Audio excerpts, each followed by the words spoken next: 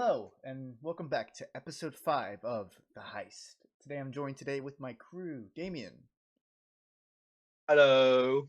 Lyric, Hi. and Jackson.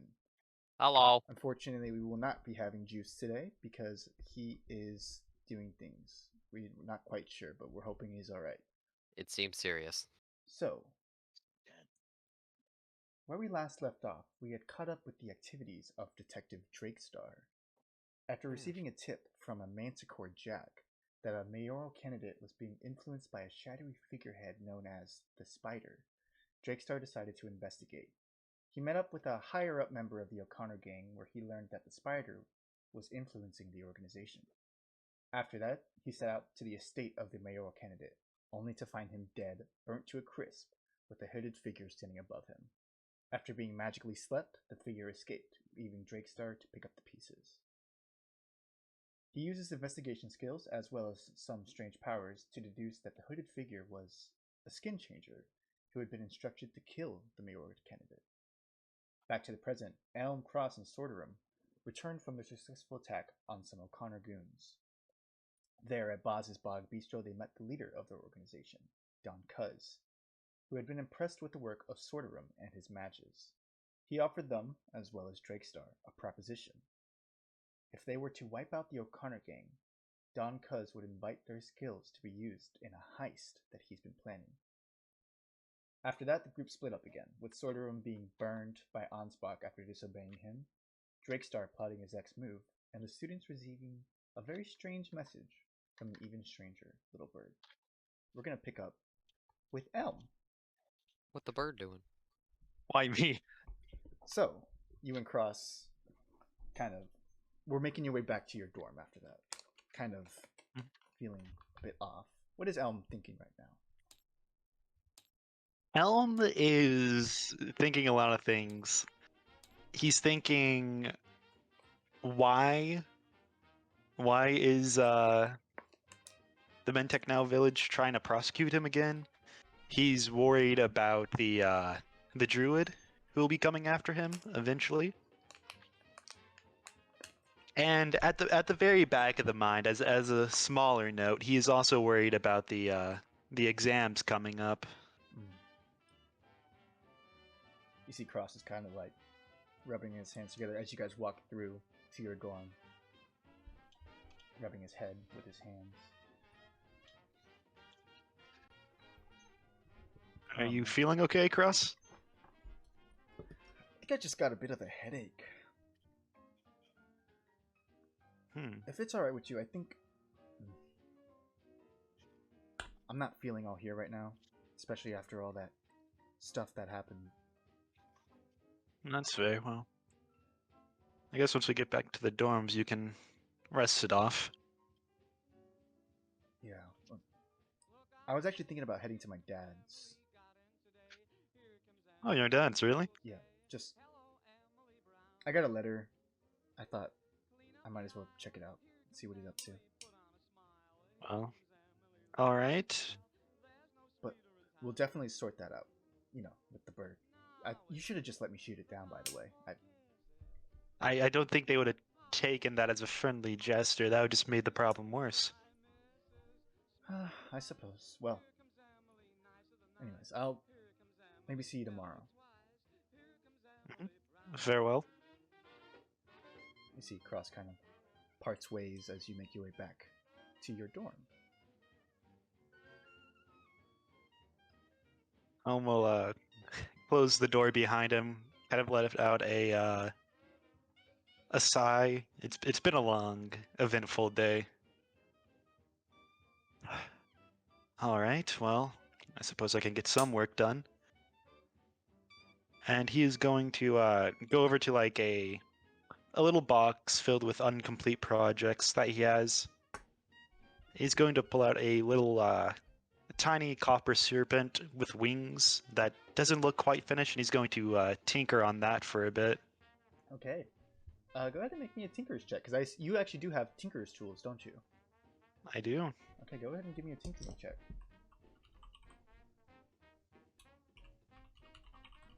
One moment. This tinker's tool, is it just a flat d20, right? Let me check. Uh, I believe it's your Dex or Int modifier as well. Oh, I think I'll be doing. And if you're proficient in Tinker's Tools, then you get to add your proficiency bonus. Oh yes, thank you. That's gonna be a total +6. +6. Okay, give me a Tinker check. Let's see. That is going to be a 10. Pretty bad. Not a great roll. Maybe it's just the stress of the day, but your hands are kind of shaking a little more than they used to. And when it comes to small mechanisms of that serpent that you're working on, right?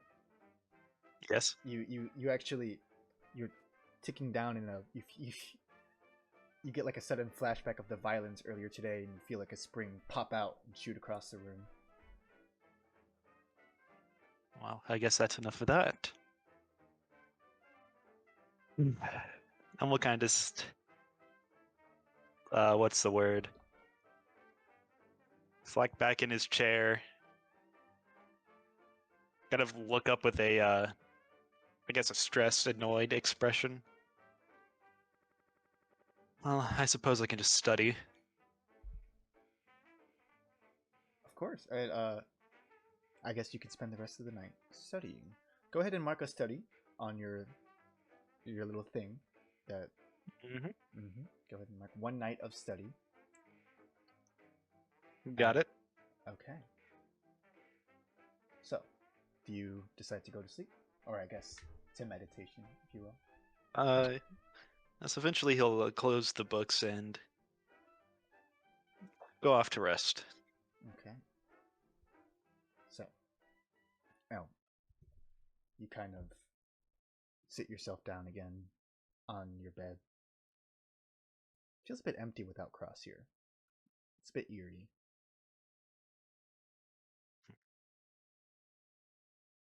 But you decide to close your eyes. And kind of fall deep within that meditative state as you were before.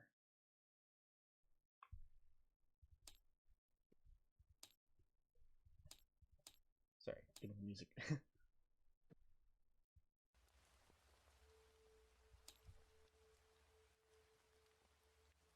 You feel your body kind of sifting through itself as your consciousness, so to say, kind of sinks deep within yourself,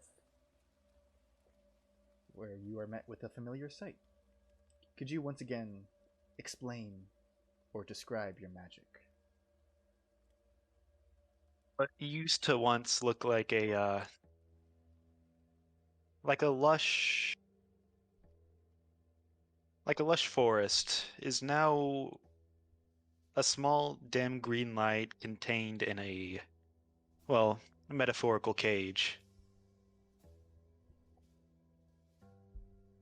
You feel the magic begin to pulse a bit. Seemingly disturbed. Like something has kind of given it some resolve. You're not sure what. Yeah. You're faced with this magic. What do you do? Well, considering the last time I meditated, where it didn't go so well, Alma's going to try and suppress it a bit more, keep it caged a bit longer, a bit stronger.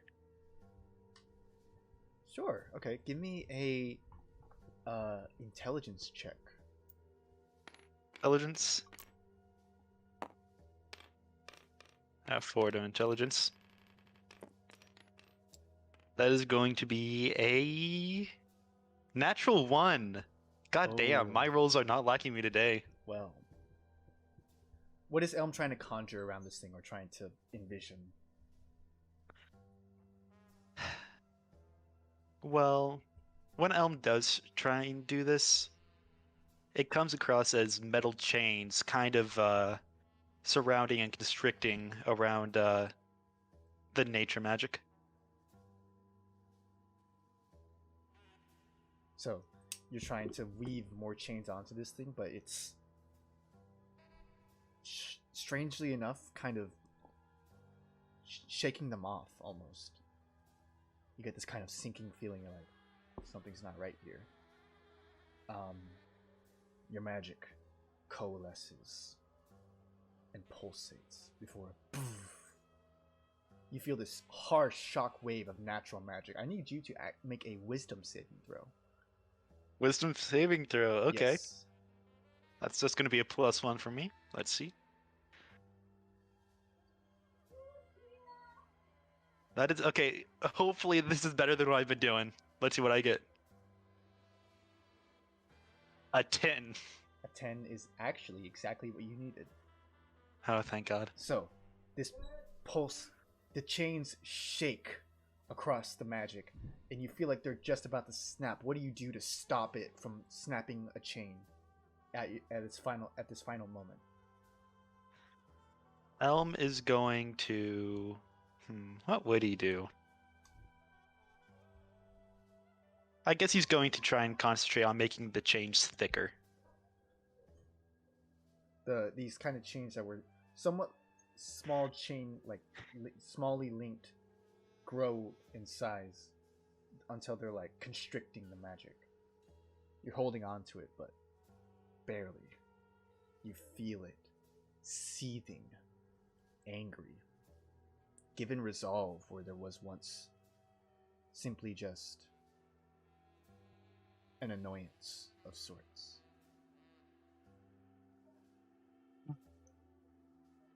You feel your magic scolding you in a way.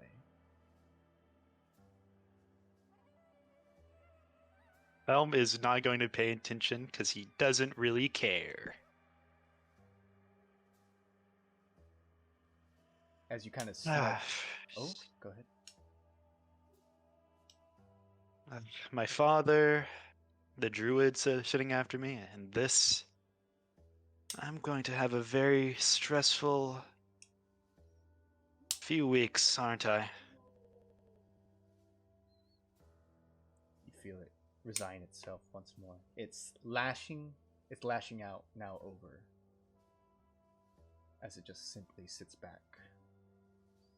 Under your control once more.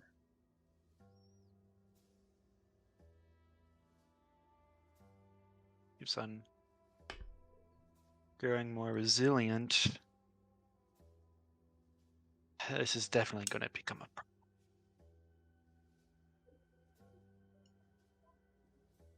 That. The rest of your sleep goes undisturbed. We're going to switch scenes a bit. Away from Elm. To Drakestar. Drakestar. Hello.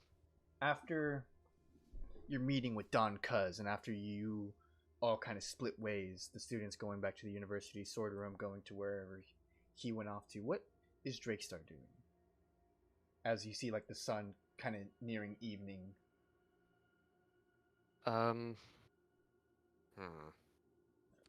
Well, I have a mission.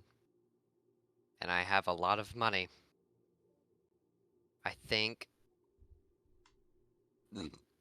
Drakestar going to go back to their guerrilla days and build a bomb. Okay. Now, building a bomb is a bit crazy, I will say. So, how are you going to go about that? Well, there's a lot. Drakestar's very intelligent. Mm-hmm. He has a background in the infantry and knows what it takes to make a bomb. Okay. So he's going to raid a chemical facility and Wow. not like raid, just like pickpocket it basically. Well, like, let's get there. and then buy all the other shit he needs. All right. So you said that Drakestar's plan is to kind of look for a local chemical facility. Or just like anything that would have like, or like a high school that would have like chemicals, or a college, or anywhere that would have like a Well, a you would know laboratory. that maybe a college would have chemicals. Maybe one college would, huh? I think we should go to the magic place and get their magic chemicals. Okay. Chemicals. Now, Yes, to make a magic bomb. I don't have a map for this, so we're gonna play it by ear.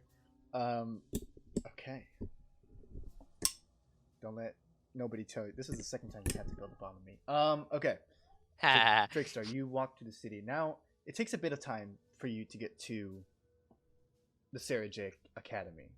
Mhm. So, let's say that you kind of making. Well, the bomb here makes more sense because we know where they go to, they Mhm. know where they hang out, at least where one of them goes. And I already know what it looks like and how to get in and get out. Okay. So it wouldn't be the craziest thing in the Yeah, world to and most blow it definitely. up. And I'll say, but it does take time to make a bomb. Like, it's not something you can do in one night. So we're gonna go slowly. Specific chemicals that you might need. You need an accelerant, if you will. Mhm. Something that not only causes it to go boom, but like is the key switch that makes it go boom. A catalyst, you might say? I passed sophomore chemistry class. And now you know that some of the biggest bombs you've ever made were back in your old days as a gorilla. True, it's true. And one key ingredient in all those bombs was always pink sand. Pink sand is right. Ooh, true. Okay. We might have to make a stop in that gutterly alleyway before that college to steal that stupid kid's drugs. All right. So what are you doing? Okay, let's stop by the alleyway and then to the college. Get these two things, head back, start making shit. Let's get this rolling. Okay. So you make your way to South Riverton first on your way. Does Drakestar kind of just walk? Does he take a cab? How does he get around town?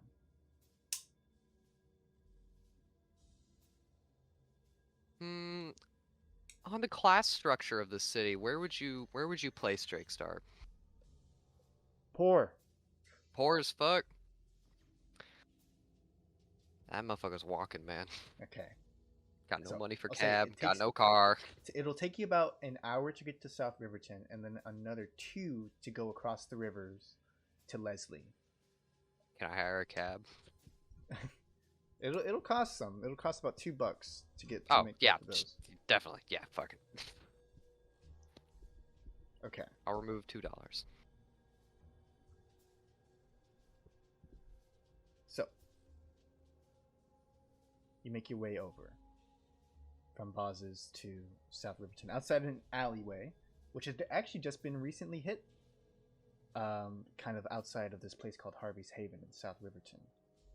Oh, You damn. see that there are police cars here. They're like blue and red lights kind of flashing. It's a crime scene. Again? This is interesting. Alright. Well, maybe let's hide behind a police car and overhear some copulants discussing their crimes. Okay. You see, there's probably about 2 officers, kind of overseeing. There's 4 body bags kind of laid up against one of the cop cars as one of the other ones is directing traffic. Or body bags? Yeah. What are the cops doing? They're kind of, one of them is just kind of patrolling, looking around. The other one's redirecting traffic away from like the where they have the bodies kind of sat on the road. Perhaps seems like a great time to investigate said bodies. Okay, yeah, you see one kind of looking up like kind of overlooking everything. So go ahead and give me a stealth check as you're kind of weaving your way around these cops.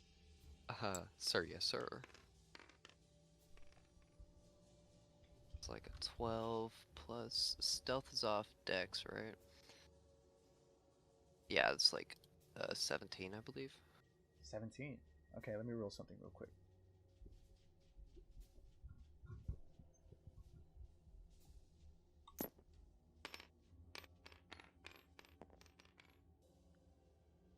Okay. You're unnoticed.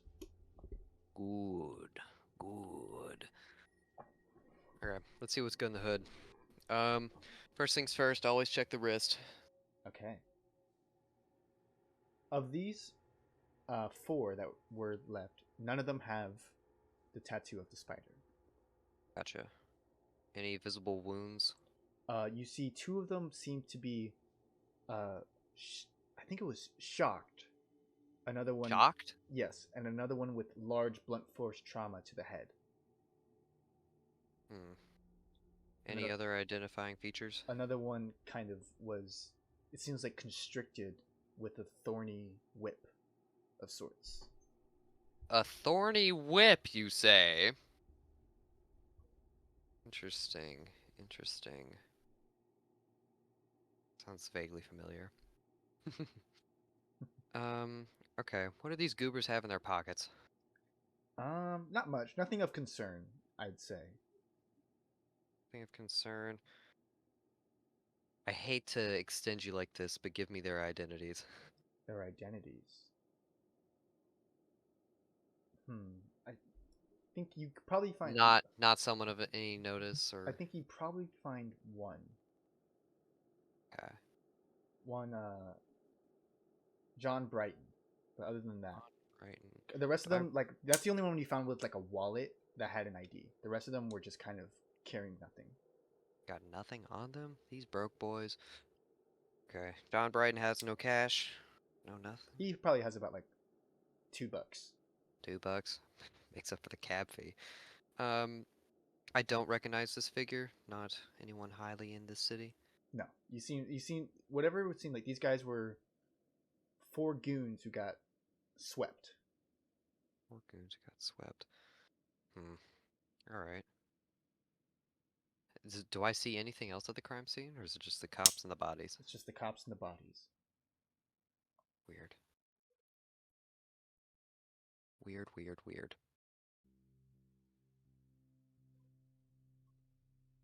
Do I recognize these cops at all? Give me a perception check. Got it.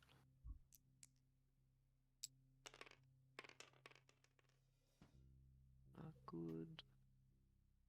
So that's like a 13? A 13? Okay, a 13 isn't bad.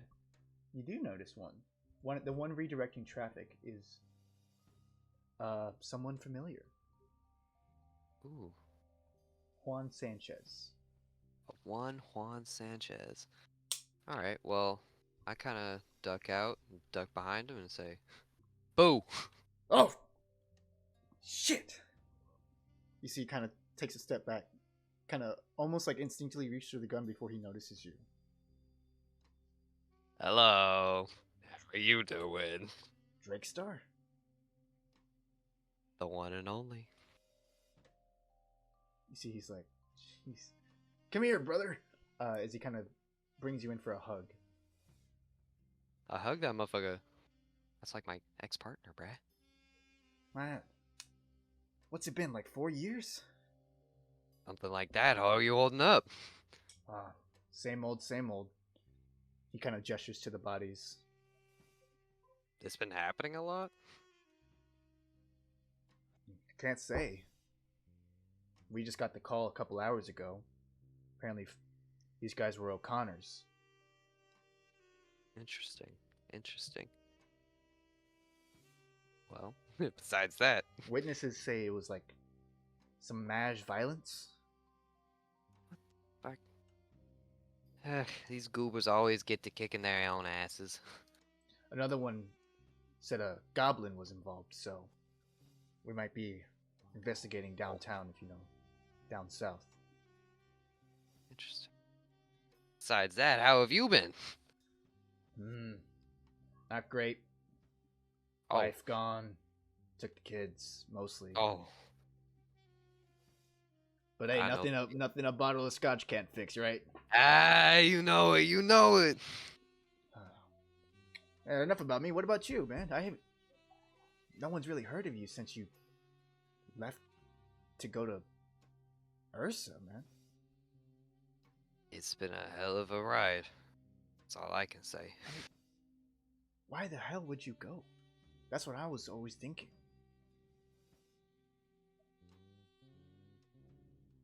precinct wasn't built for a guy like me. This superstar can't be brought down by any organization. So you joined the army? Well, more like the army joined me, man. Wife kind of dipped out on me. Wasn't any kids to keep me down. Fucking wars sprawling out. Thought to myself, his country needs a man like me. Oh, and sure did it.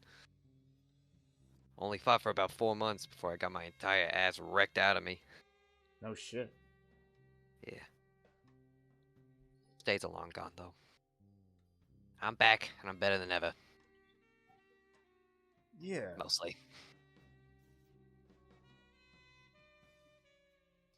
You know, Drakestar, I've actually been hearing a bit about you. Really? Do tell. He kind of leans in. The other cop has noticed you too and is kind of like looks away quickly as he kind of as your old partner Juan kind of leans in. The chief has been asking about you. How so? You know how he gets, saying things like you're talking to people you shouldn't be talking to, looking things you shouldn't be looking into. Like what? Like a certain individual? Individuals? Listen, man, it was no shock to any of us that you were working for the Amoisians. Alright? You know, we all gotta do something to keep the pockets full, but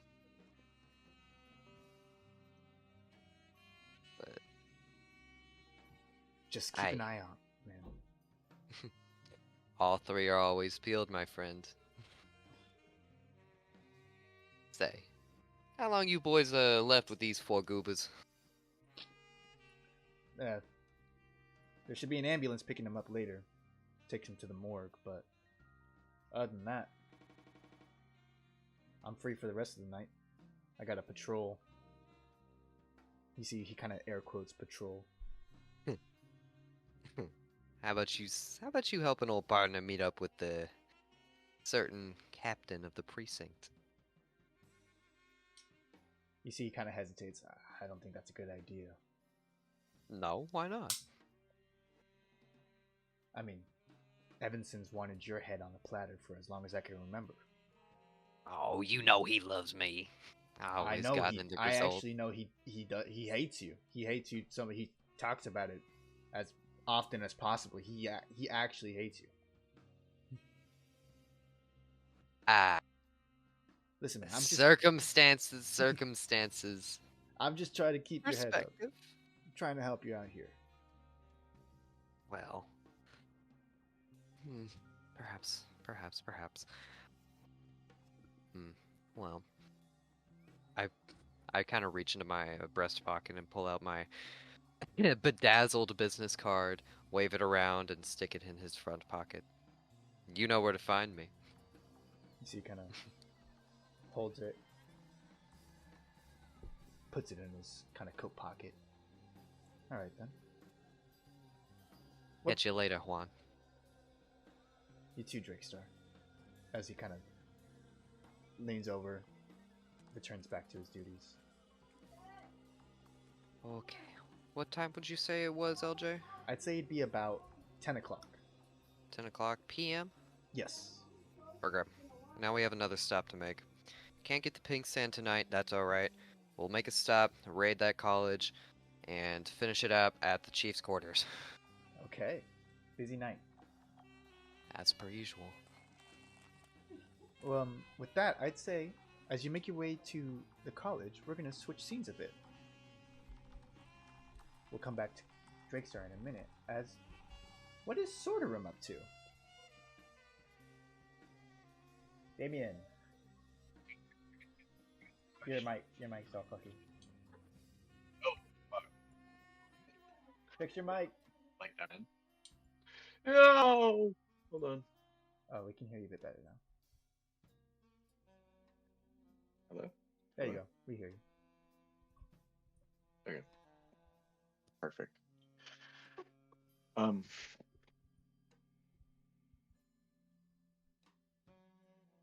What you up to, Where Soda? stored the room last left off, you to the only place he could think of. He was sitting in the Emler one. Well, actually, it was just his neighborhood's dump, is what a lot of people would call it.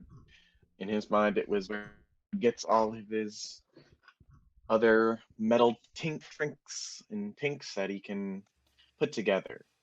Yeah, he's in the city dump and he's searching through all of the piles of trash all night to get his mind off of the disappointment that he saw in Ansbach's eyes. Okay. Well, go ahead and give me an investigation check as you're looking through dump.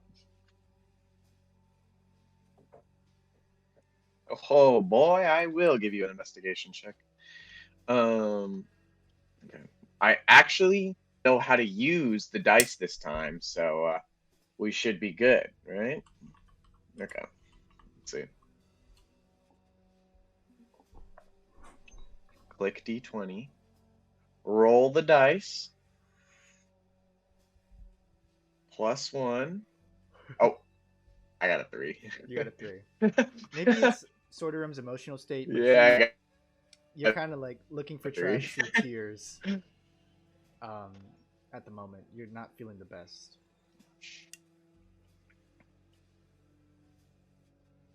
Sorderum kind of he starts throwing. He puts his hands in. He starts trying to scour for anything, but he can't get through the fact that he's just depressed.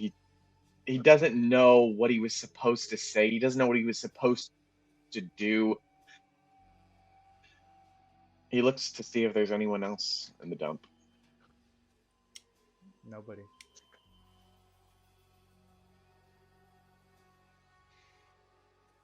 Sodrum gets up and knowing that it's going to be a little bit until they meet again,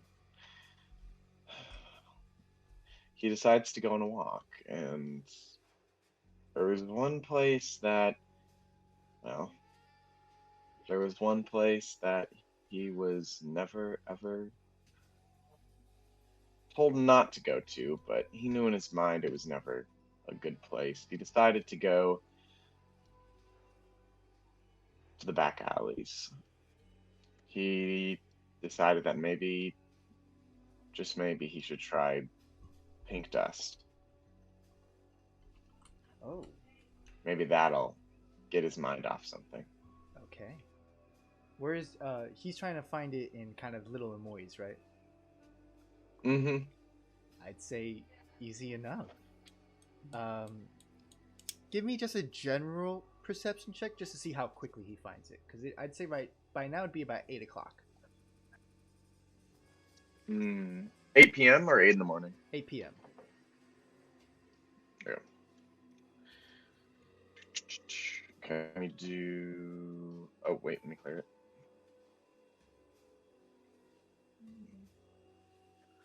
Perception. What I get? I got a 8 plus. I got 11. 11. That's Okay. 3. 11's not the worst, but it takes Sorderum some time. Maybe it's the nervous energy whenever he goes into an alley. People just kind of stop and stare at him, and then he's like, "I'll probably find another one." You just keep going from alley to alley until you finally find one alley that's kind of got this smoking figure, kind of darkened, kind of a black suit, black dapper cap. He notices you kind of enter the alley. Not really saying anything, but he's kind of looking at you. Excuse me. I was wondering if you know what I'm here for. I don't need to say anything. What are you, a cop? I'm no cop. I'm just a man looking for something I can use, okay? to get my mind off of all of ah. And you kind of see as he goes when he says the word ah, he like throws his hands around his head. It's like ah. Oh. All right, little fella. Take it easy. All right. What kind are you looking for? Do you have anything for sorrow?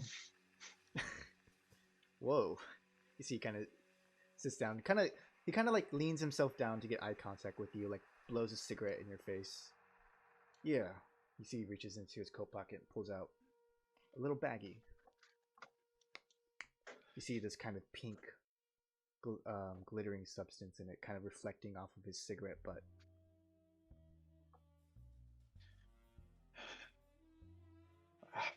I always heard things about this, but I've never tried it before. No shit. Here, how about this? You see, he kind of flicks it back into his hand. First time's on me. How about that? You seem like a little fella. Fine little fella. I mean, you don't need to give me a handout. No handout. I can... No handout. I see you're struggling. Listen. One little puff of this. Everything goes away. And, boy, you've seen nothing like it. You see, like, he opens the baggie a little bit, grabs like a fingernail full before starting it up his nose. From that finger that he dipped into the sand, you see little sparks exit it.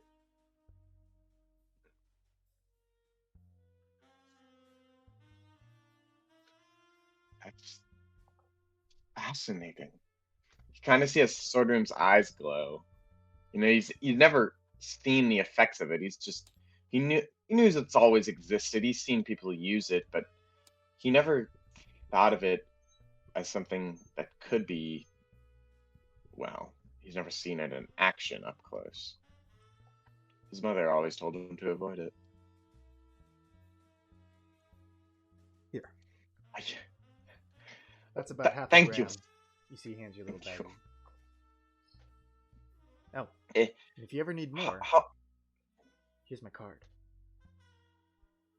what do I see when I look at the card? You see Jameson Dawes, private entrepreneur.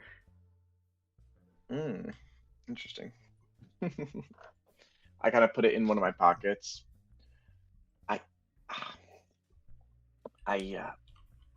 Thank you. And I wanted to know. I know this stuff is like you start small and then you get big or something like that. No. That's what Dima says to make people scared. Trust me. Just a little bit each day and you're fine. Will this get me addicted? That much? Nah. I did it for years before well, not addicted. Do I notice anything peculiar about him? Make an insight check for sure. You see, his face is kind of covered, but you can definitely try.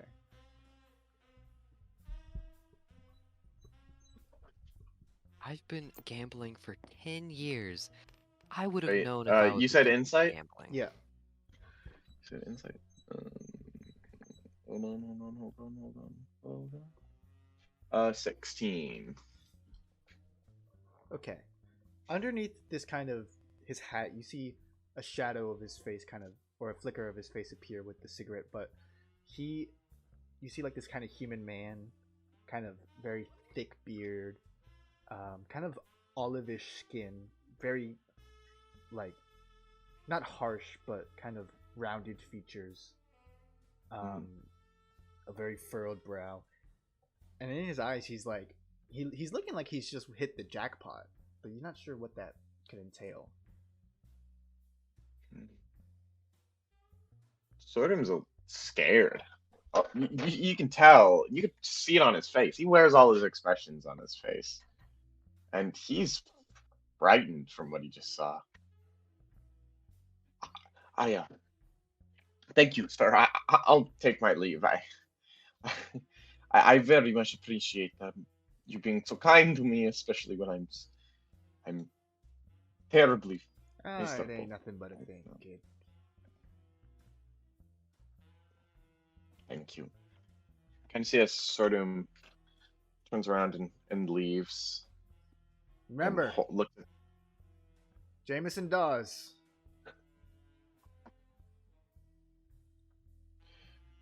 Before he fully goes, he stops and goes. What else do Mr. Sir Jameson does? What else do you sell besides pink sand? I think I've cornered the market here. I don't really think I need anything else. So that's all you deal? More or less. Mostly more. Are you private? Or I have my you work suppliers. It wouldn't happen to be any of the families, would it? Make a charisma check. Just a flat charisma check to see what. Okay. Oh, that's gonna be ass. I got a -1 on charisma.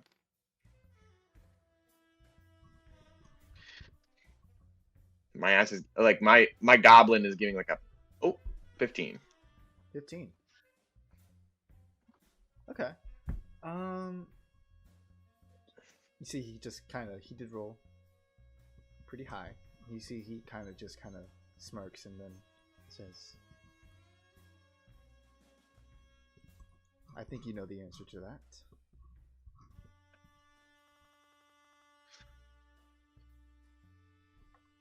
You kind of see a Sorghum's shoulders loosen and he drops and he kind of just looks at the ground and at the pink bag. He questions himself what he's using this for.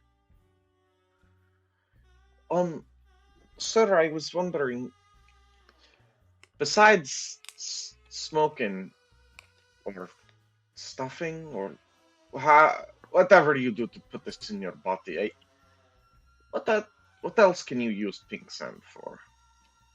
Well, I'll say, don't hold it anywhere near candles. That stuff blows big. It blows big? There's like a shine in Southern's eyes. Well, sure. Naturally, magic powder. Very unstable. That stuff there is mostly clean. They get all the impurities out of it. But still packs a bit of a punch. But I'll tell you, if you ever heard about distilleries blowing up in Lille and Moise, that's what gets them. Oh. Does if you had to blow up in a vault door, how much would you say you would need? Of the Hypothetically. refined stuff, pounds. Now the unrefined stuff, well, not sure. You kind of see his cogs start to turn in Sojourn's head. You know, the sadness he had slowly dissipating as something new pops into his head. Something that he could finally get some recognition for.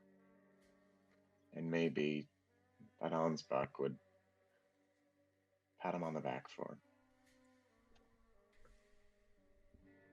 He thinks he can use the funds that he can get from these to help people. Just put a smile on Ansbach's face. And this is the first step towards achieving that. Sordrim pushes forward. He needs to know. He wants to know how to get unrefined. Pink sand. I know I'm asking a lot of questions, but You are. He like cuts in. I have a goal, and it's not anything to destroy your business. If anything, I might come back to you. I want the unrefined stuff. He just sort of tries to think of something quick. I don't know if this is going to be intense enough for me. I mean, Make I a think the make a persuasion check. Got it.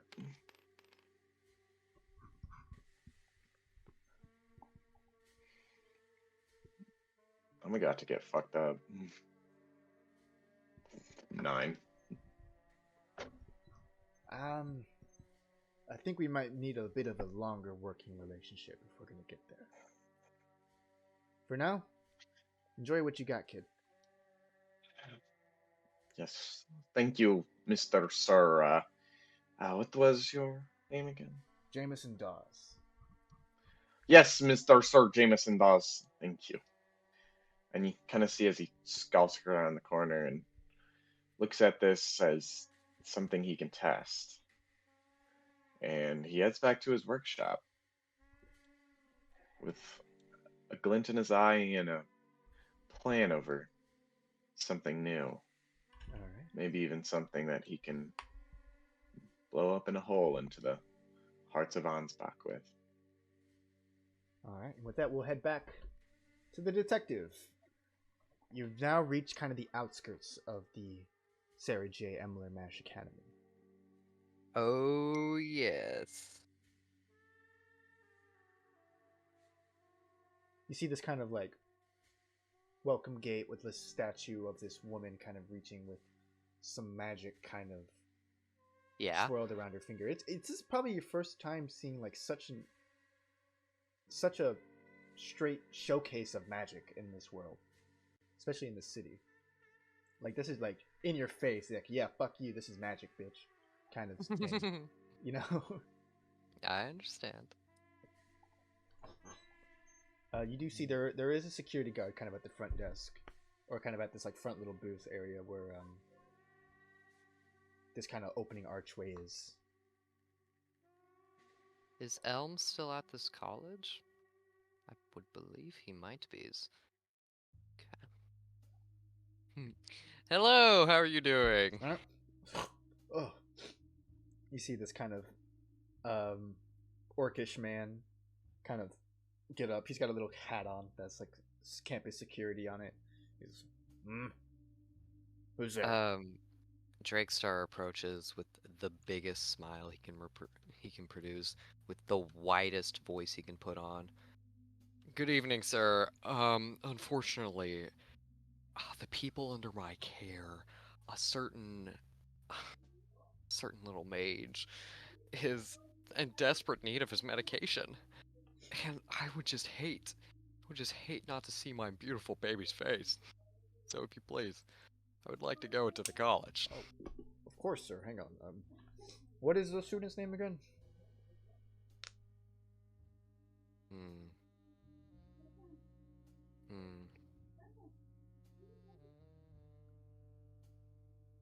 LJ?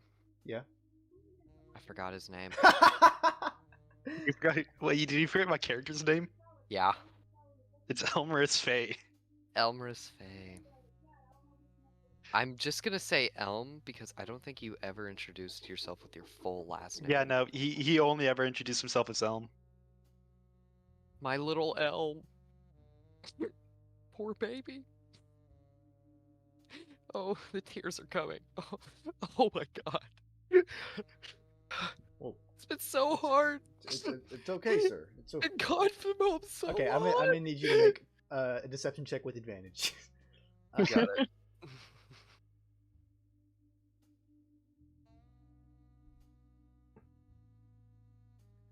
It's like a 15. 15? He's like, yes. Okay. Of course, sir. I would have to escort you, but other than that, that's fine. Of course. Thank you. Come here. He like puts a hand over like your back as he kind of leads you into the academy. This gives me an opportunity to le pickpocket. Okay. I'm not gonna take anything. I just want to see if he has any. Sure. Give me a sleight of hand check against his passive.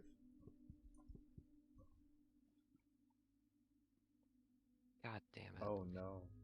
It's gonna be like a 9. His passive perception was 12. As he kind of, whoa. What are you doing? I'm sorry. Ugh, I've got a condition. It's what these pills are for. I have to take them too, but I think it's been the last time since I've had my. Make Poor another deception baby. check. Just a straight roll this time.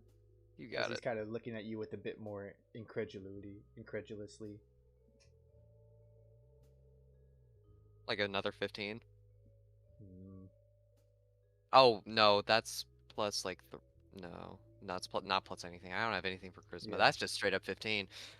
You see, he kind of scrunches his face, takes his hand off your back, and kind of gets back, puts his hands like to his side, and is like, "All right, this way, sir." As he kind of leads you to a dorm. You're making your way through like he takes out some keys actually and unlocks the dorm like door with it, and walks you through to Elm's, outside of Elm's dorm room. Is his back turned to me? No, he's kind of like He's eyeing me. you or him, you, and the door. Me, him, So- door. Oh, okay. Hmm.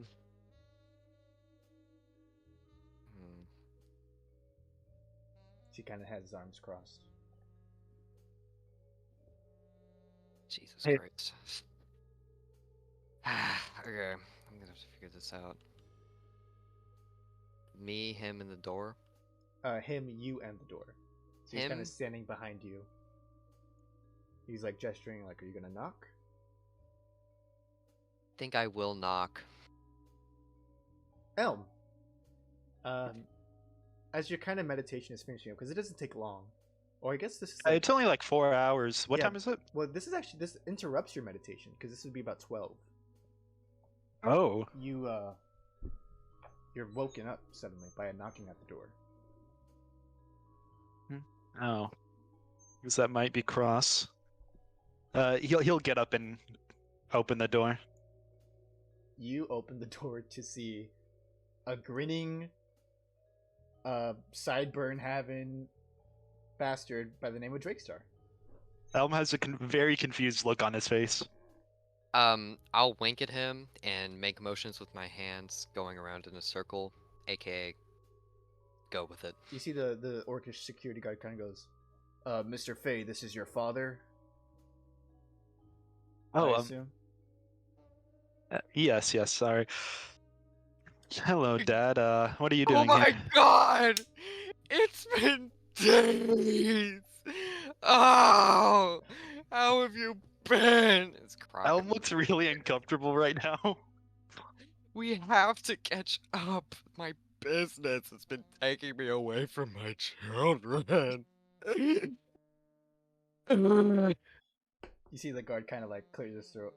Make a performance check for me.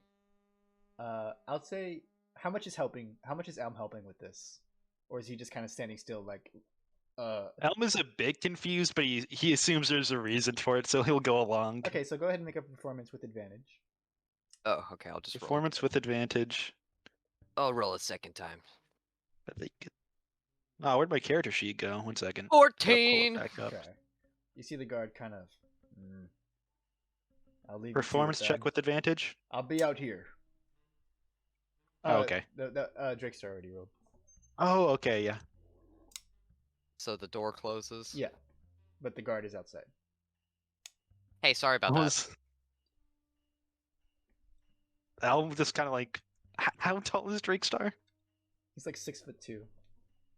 Oh yeah, shit. So Elm kind of looks up at him like with a very annoyed face. Yeah, not my proudest moment. Uh, so you know how we have to kill those guys? Hey, shh, Like shh, shh. like all of them. Me, you, and your Sit mother. down. Look, I'd rather not discuss that business here. What, do they listen in? No, Yeah, it's the just pest invitation at your childhood home, Elmi. Oh, it's all over.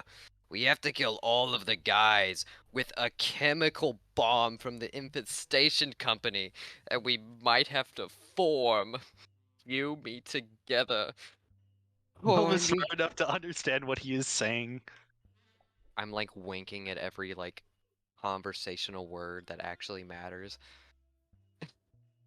And why does Oh, that bring you here? oh, well, you know you, me, and your mother. We just don't have all of the chemicals necessary to take care of the job. So we have to go to the old block Springtown College Fair where you live. Wink. And just get all the things we need and give you your special medication to form all of the necessary devices. And just take care of our pests. It's like Spamton talking. Sorry. You're fine. Look so annoyed right now. And one particularly large one just won't give me the time of day. Would you help us, old buddy? Old son? Come on. Alright. You distract him. I'll pickpocket him. Need... Why do you need... What? Why? Did you catch anything? Dude, we need to make a bomb out of the fucking chemicals to blow up those motherfuckers. Come on, man! I got that part. Okay. Alright, fine. Thank you. I'll get the keys. Real quick, does Elm know this security guard? You've probably seen him in passing, unless Elm probably is the kind of guy to converse with random staff. Oh, hell no. Yeah, so Elm has probably noticed him in passing. He's kind of the gate guard. You like show him your ID, and he lets you in onto the campus. Elm kind of like lets out a deep sigh. Alright, fine. Thanks, buddy. Alright. So what's our plan here? We have to get to, like, the chemical storage, and we have to get this guy off our ass. We can either, like, knock him out if we're going true crazy style, or we can, like... Elm is not doing that. Okay. One of us can keep them comedically stalled. God, I don't think Elm has the capabilities of making conversation that much. Well, you don't have to make conversation, you can just lead them on a goose chase. I can disappear, and you can be like, well, you'd have to act. Sorry. My father! He's disappeared. His condition. He couldn't take his pills. He gave his last ones what to is me. this? You What don't is say this it. condition? Don't say it. Don't give wise, and he won't ask. And just ham it on, and just lead him across the campus while I do the dirty work. Oh my god. You can't walk an old man around for half an hour. Fine. Alright. Here we go. Do you have a window? Does it have a window? I assume so. Yeah. You're probably about on the second story. Bon voyage. Oh god, you Shakespeare. just jump through the window.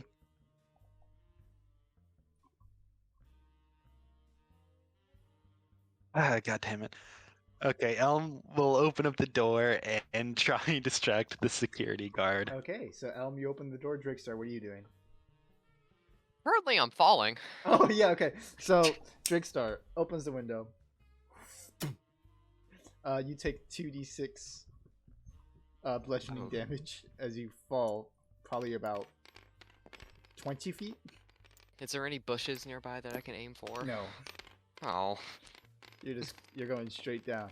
You take, holy shit, 11 bludgeoning damage as you fall Fuck. face first onto a sidewalk.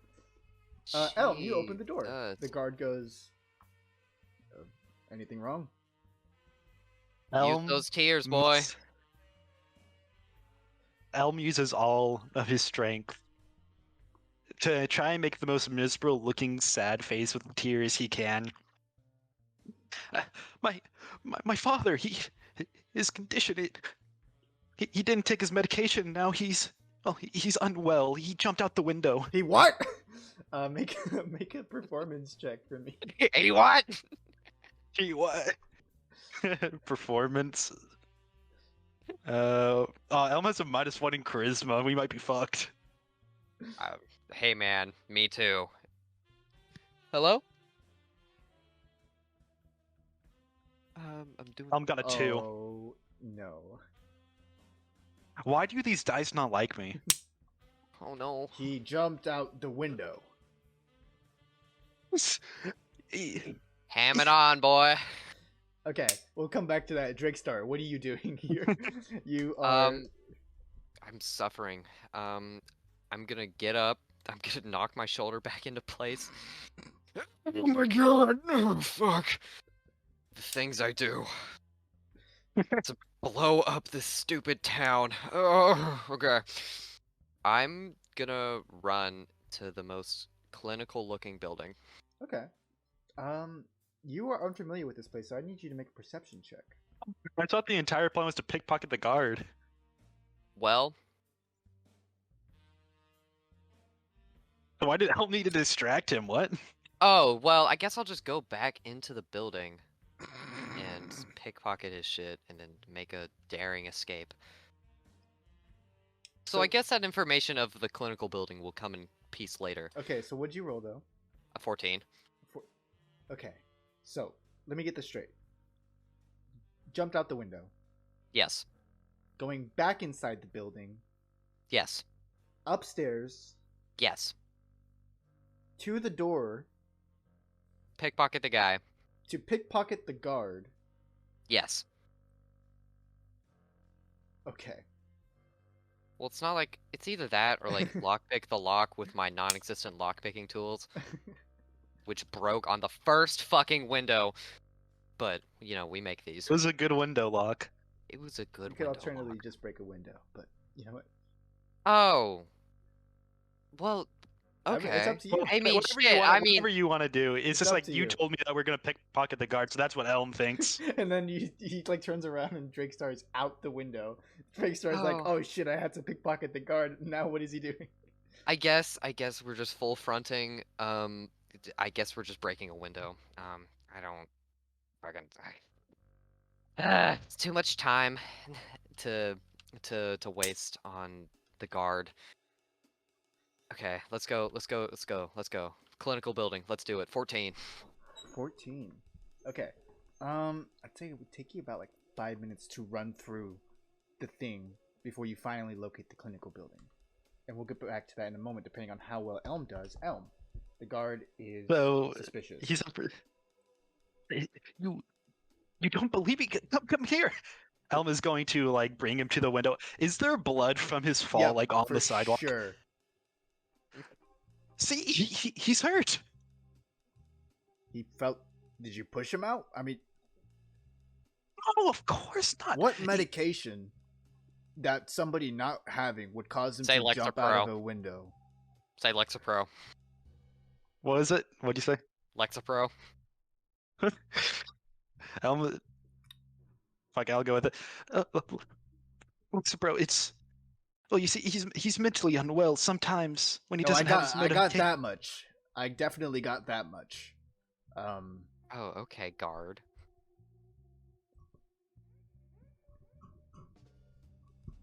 Well, look, my father is out there without his medication, and you are standing here, acting suspicious of me. So Well, should he we could go? be. Should we go look Yes, for we him? could. Yes, we should go look for him. Okay. I'm not too sure. I'll make another. This time a deception check. Well, I mean, what's there to deceive? I actually did walk out a window. I guess You another did jump performance out a window. check. There I is guess another performance check.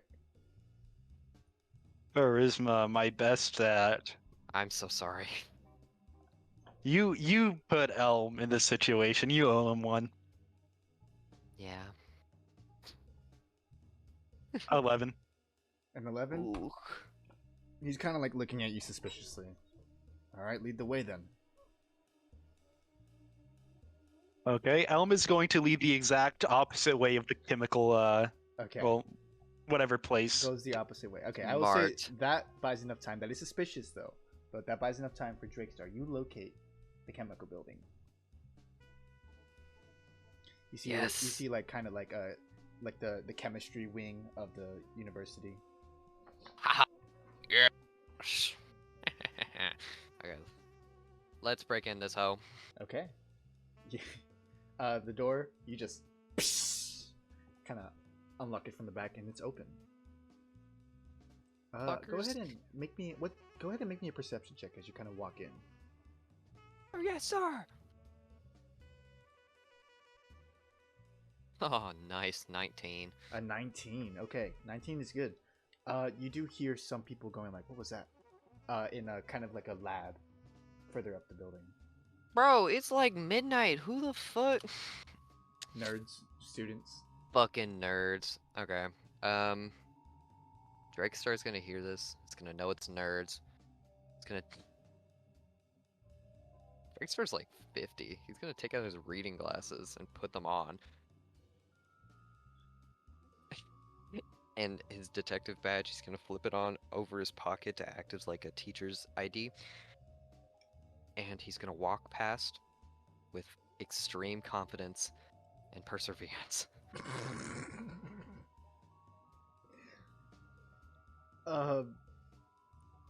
Okay, so that's you're walking like you didn't just break a window, right? Man is gonna get I Elm broke expelled. in, pretty much, yes. Possibly arrested. Okay. So, you hear one of the students kind of poke their heads out. You see this kind of like elvish girl, kind of like thin blonde hair, kind of to her shoulders, kind of peeks out and is like, "Hello, Hello, girl! hello." Gee. Is that all you say? Leaving the lab door locked again, I see.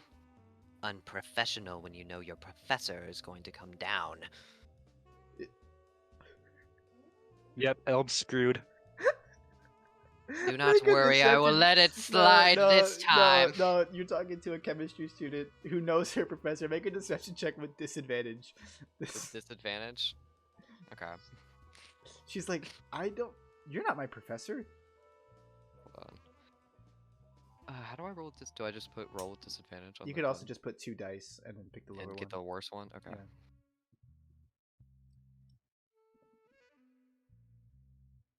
Oh my god. For fuck. An 8. Okay. If you let me talk more, it'll happen. But you know that. That's why you cut me off. She kind of takes a couple steps back. You're not my professor. You do kind of peek into the room a bit. There is about 2 other students there. One of them is this kind of human man, kind of like early 20s. The other one What? is a what's up? Do I get to Now retort? now that I think about it, why couldn't Elm just say like, "Hey, I'm gonna go take my father," and we could just totally bypass his security guard mess. And the other one I don't think he would have let us, to be H.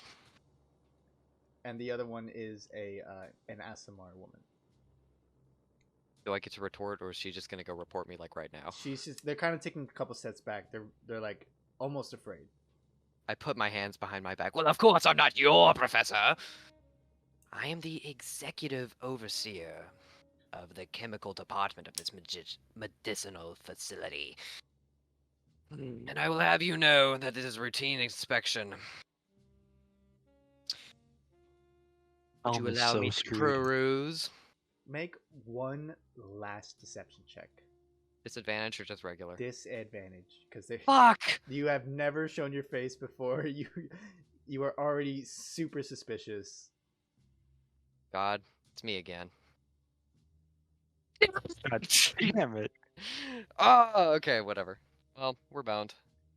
You see one of the students behind her, the human man, kind of conjure a firebolt in his hand. He's like, "What are you doing here? I just told you. Routine inspection. You're not our professor." Yes, I already said that.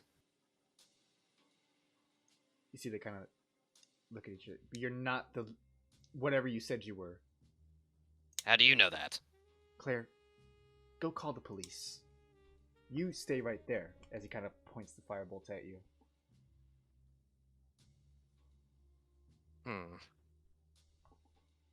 I was not expecting for the chance of Elm being expelled so soon.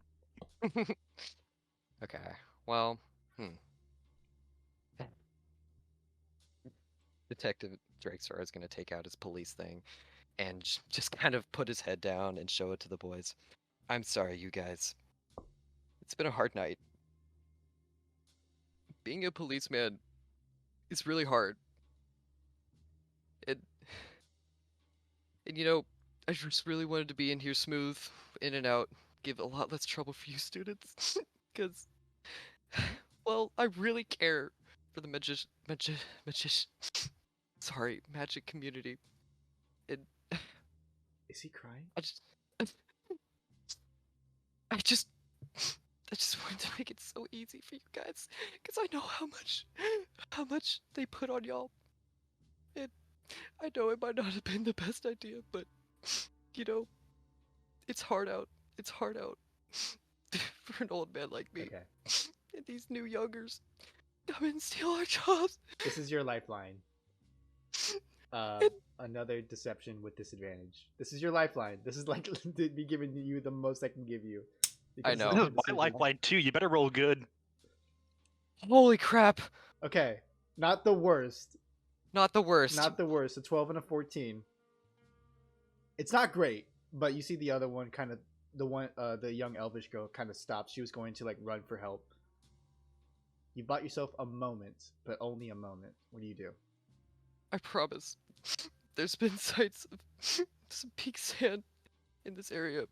I'll be in and out. I just need to check that there's no discrepancies. He's doing both the police shtick and the crying shtick. Gotta respect it. Oh my god. 2 on I'll 1. be in and out. And plus, I'll put good in word for your professors. Because you seem like such nice children. I don't. I don't. What? They're like speechless. They're like they were not. This leaves all logic. I'll just like bow my head down and just like slowly walk. Thank you. Thank you. Sarah, call the police. Okay, you bought yourself some time. What are you doing? Oh shit. Okay, well they're actually calling the cops. Well, do they actually have telephones? There's like landlines. Landlines. But Okay. they're more likely gonna get somebody to call the police. Get somebody to call the police. All right. Obviously I'm gonna go into the chemical thing. Be really quick about it. Grab the one thing I need. Stuff it in my shit. Dip out as quickly as possible. Okay, I'll Then say easy enough. Easy enough in and out.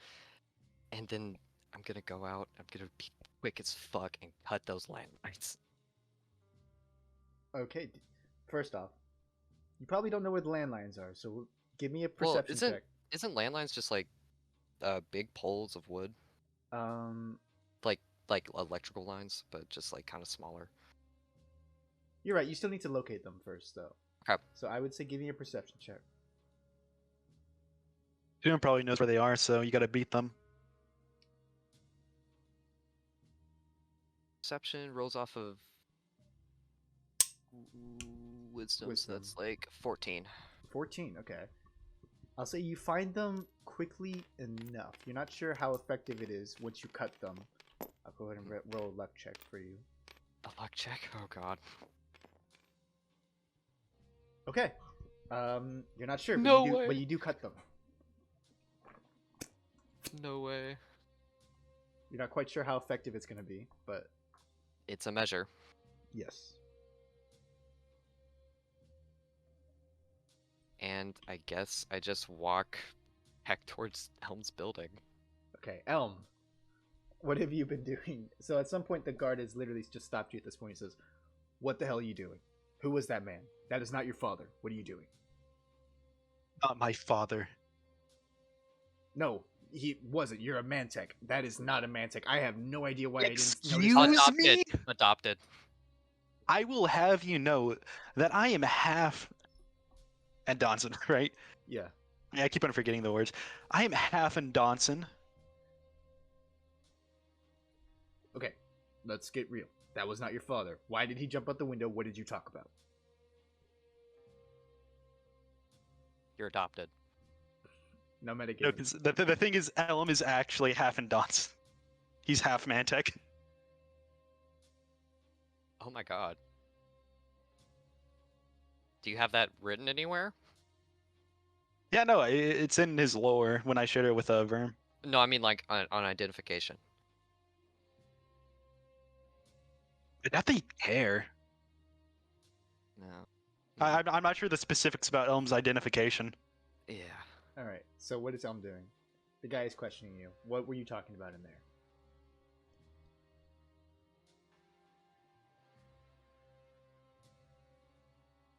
Okay, shit, out of character, Elm might be fucked here. Just go crazy. Pull the shit out of your ass. Did Elm attempt to give himself a heart attack? I'm kidding.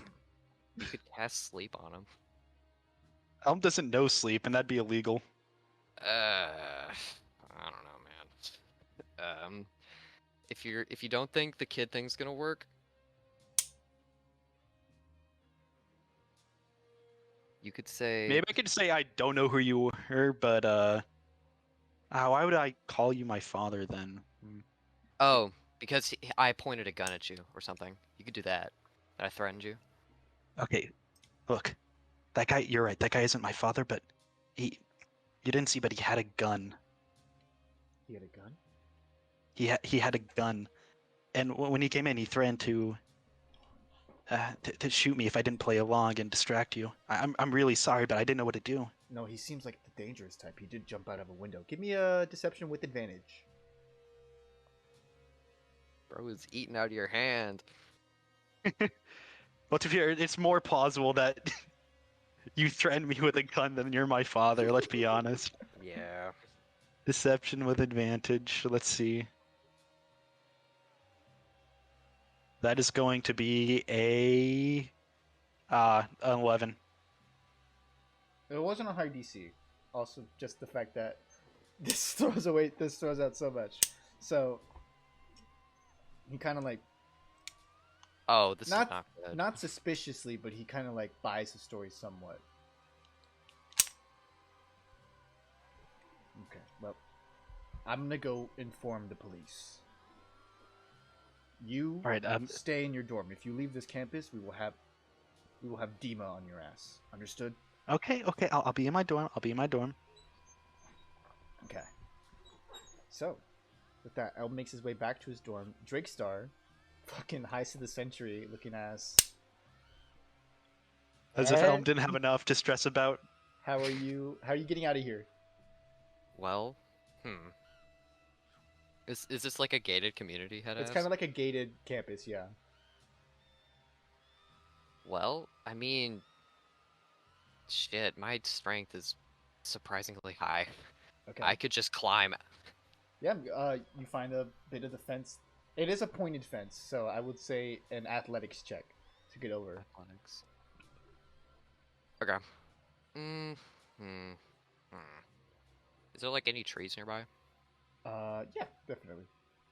Oh, why don't I just climb up the tree and just jump over the fence? That still would be in athletics. Oh, well, yeah.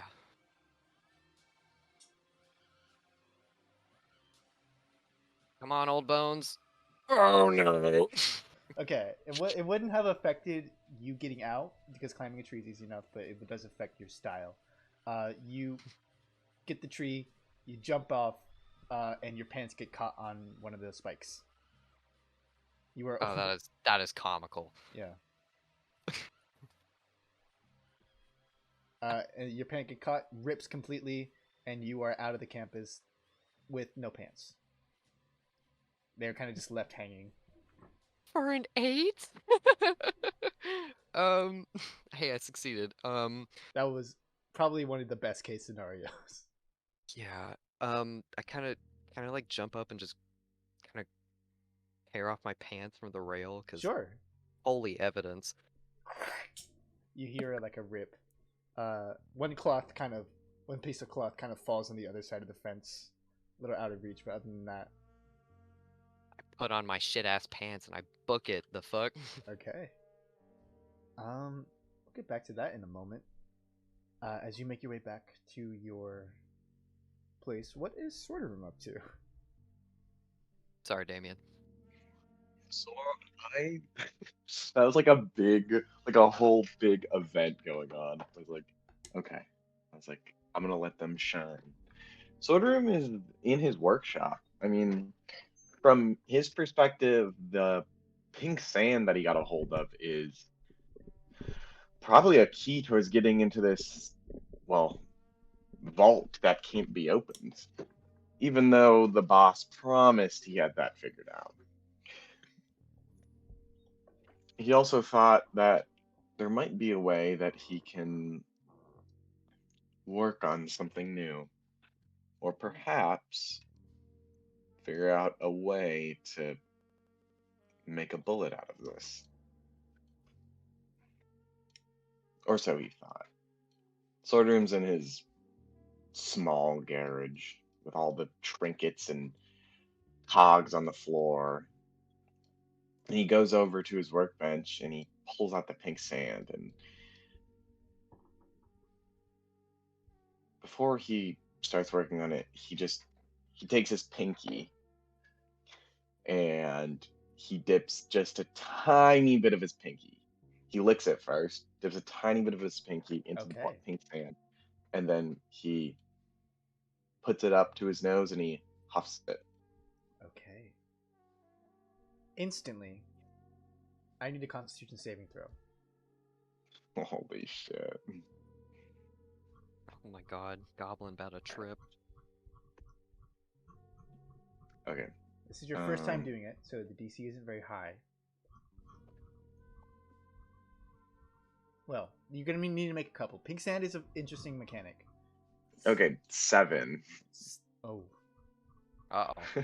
Oh. I failed. Okay, you did fail. Okay. But we'll get to that in a minute.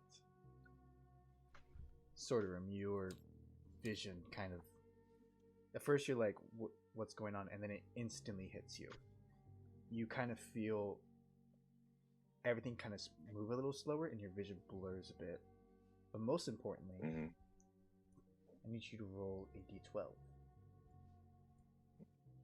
Oh, fuck. Okay, yeah. It's rolling. We'll see what happens. I got an 11. An 11. You... Wow, okay. An 11 Oh, fuck. is... Okay. Okay. Oh, shit. As you're kind of like rubbing your nose, you're like, that, first of all, feels awful. It kind of burns a bit. And then as that burning feeling comes, you go. Achoo! And a actual firebolt, like the cantrip, emerges from your nose as you just onto your table, and it just leaves smoldering papers, and your like trinkets and stuff go flying.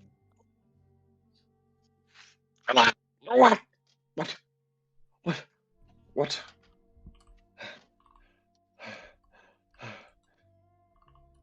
I can't believe something like that. For the next 10 minutes, you are able to cast Firebolt. Like, as much as I want? Until the 10-minute wears off. It is a cantrip, so it takes like an action, but for the next 10 minutes, you are able to cast Firebolt. Holy You fuck. feel this power kind of coursing in you, magic. This like thing that you've never really had before. It is euphoric. Your brain is buzzing as you feel like arcane go through your blood vessels. Hey, LJ. Yeah. Do I roll for my heart? You do not, strangely enough. Your heart has its own Mm, system that I already have, don't worry. okay. I was wondering because I didn't know if magic would affect how my body would react to that. Okay. Sorghum is like enlightened, and it's like all chasing through his head right now. He immediately leaves his workshop immediately, and there's only one thing on his mind. He needs to find one of the buildings that the gangs who killed his mother were in. Okay.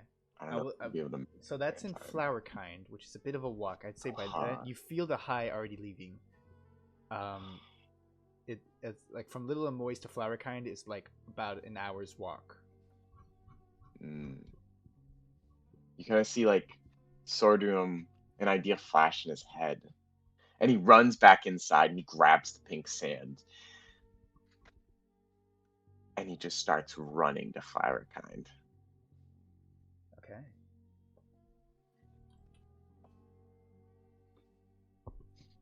So, I'd say about 10 minutes in, you feel the magic wearing off as your head, a huge migraine hits. I need another Constitution saving throw. Because you failed the first time, the first one, this is going to be with disadvantage. The DC is not very high for this check that you are doing, but the more often you pass it, the higher the DC gets. So I need you to roll with disadvantage. So I have an 18 as my lowest one. Okay, you avoid addiction. Congratulations. The DC has now gotten higher by 1 point. Oh, jeez. Oh, shit. I feel like the DC is like 10. Or wait, no. If I failed at 8, then Then you become addicted. This is just like Risk of Rain. That first one was to see how your final save would go, if that makes sense. So if I fail my first one, Then you roll is it with easier on my disadvantage second one? If you fail on your okay. first one, you roll with disadvantage on your addiction save. And if I, okay, that makes sense.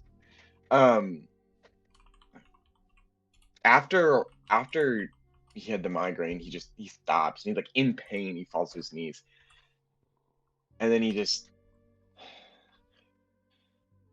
stupid. I can't. You can't do anything like this. You're not powerful. You killed a man, and that's all you can do. You don't want to kill more of them. You just want them to be held accountable.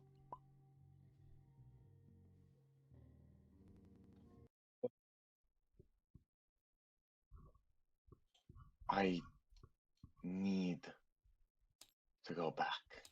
And Soderholm kind of gets up and he kind of holds his pouch and he tries to run back. He runs back to his garage, and before he gets there, he stops like about 5 minutes from there, and he realizes that he needs to deal with something at least. He needs to talk to someone, and he decides to find a fortune teller. Okay, I would say it's a bit late. It's like you don't think a fortune teller's open at 9? I'd say by now it's not 9. No. Actually, most fortune tellers I know stay up till like 3 in the morning. Okay, never mind then. I'll say it's maybe easy enough then. You do find a mystic from the far land of Sina.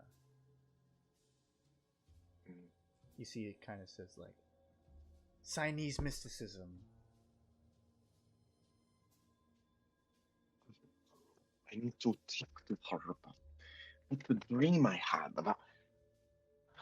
I can't tell her too much information, but I I have to know how I can control this. How I can control something. My life. I don't have a lot I can do. Sort of kind of approaches it cautiously. He looks between his pouch of pink sand and his business card, and he kind of pockets it in one of his pockets. He makes sure he looks presentable. He goes over to a puddle and he gets some water and he starts combing his hair so he looks as presentable as possible. Turns around, he kind of fluffs himself up. He clears all the dirt off himself. There was too much dirt to clear off, anyways. There's still a lot left. And he starts going into the building. Okay. You do see it's just kind of like very contrast to its other places. It's kind of like this purplish shop painted purple on the outside. And as you step inside, you're hit with a very strange aroma of incense. You peer inside. You see this kind of herbalistic place as you enter. Strange crystals hang from these kind of culturally strange chandeliers, almost from this place. You've never heard of, like, not much of Cena. This is a very strange place. Gemstones align kind of counters and other strange baubles. At the counter, you see this kind of old Chinese woman, kind of like elvish features, maybe half elf. Her ears are a bit rounded at the end. Very scrunched up face. She's old, like white hair, kind of streaking to their back as she kind of notices you. like?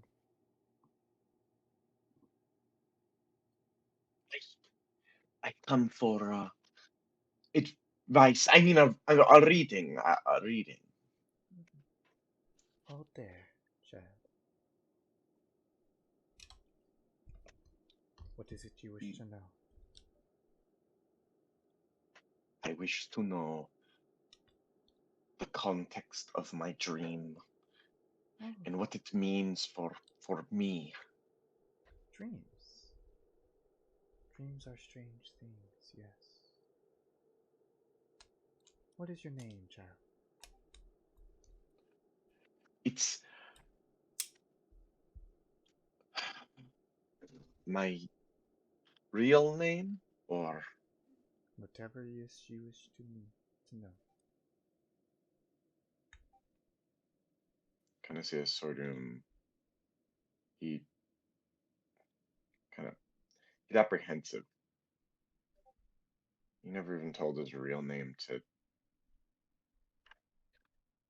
Never even told his real name to anyone. Not even on Spock. He was just Goblin on Spock, and when Sorghum was named, he just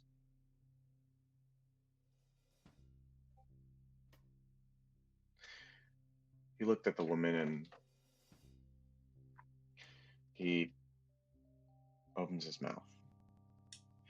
My name is Krill. Great. She holds a hand out.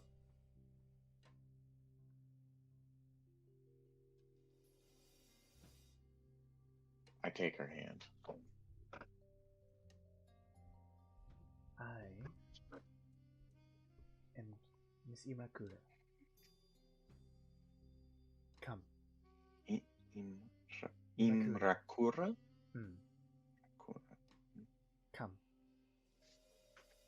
I will learn what it is you dream. And with that, we're going to cut away back to Elm. Elm, what are you up to? Elm is sitting on his bed. He's really annoyed.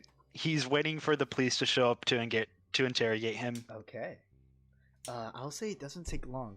Somebody cut the phone lines, but by then the call had already been sent out. God damn it. Yeah, rolled pretty bad in the luck check. You got a 3. Oh my god! So We do what we can. instantly, you see kind of sirens kind of peer into the academy. Bright blue and red lights, and you're kind of anticipating a knock. What is Elm kind of doing in the meantime? Elm's Hello, just bro. sitting on his bed. He's pretty annoyed, pretty furious. Right now he's just getting his story straight. I I think it'd be pretty easy to write Drake Star off as like an insane person with a gun. It probably won't be that hard. At least he's hoping. Honestly, that might be the He's be still in his the- pajamas too. He was not ready for this. He was trying to rest. Eventually, the knock does come. Elm will go answer it. Elm, you open the door, and luckily enough, there's no badge like sitting right in your face. Instead, you do see a man, very tall, human, kind Oh, of this motherfucker. stockily built, freshly clean-shaven face, but with the harshest jaw you've ever seen. Kind of like a thick nose, high cheekbones, but aged horribly. You see wrinkles line this guy's face and like crow's feet, kind of almost down to his cheek. You see he's wearing like this thick brown coat with a blue or with a brown dapper cap. Mr. Does he? Fay, is it? Yes. And you are? My name is Agent Richard Adler. I'm with the Department of Internal Mash Affairs. Oh, nice to meet you. And Elm will extend his hand for a handshake.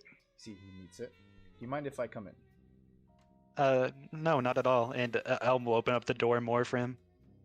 You see, takes a step back, closes it behind him. Take a seat. Elm will sit in his chair. You see the agent kind of look up, kind of around the room.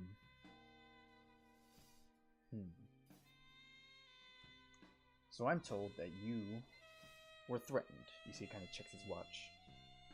Yes, By a that is strange true. man? Yes, sir. That is true. Can you tell me more about this man? How come you didn't immediately inform the security guard once he had leapt out the window? Was it?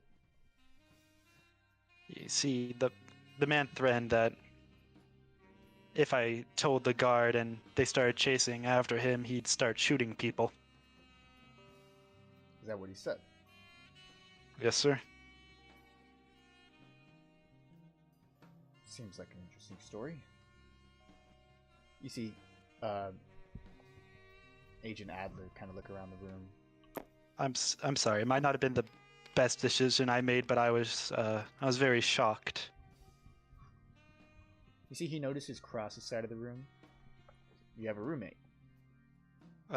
Yes, sir, I do. Sorry, he's a bit messy. I believe that's Landon Cross, correct? Yes, sir. He went to go stay with his father. Yeah, we know.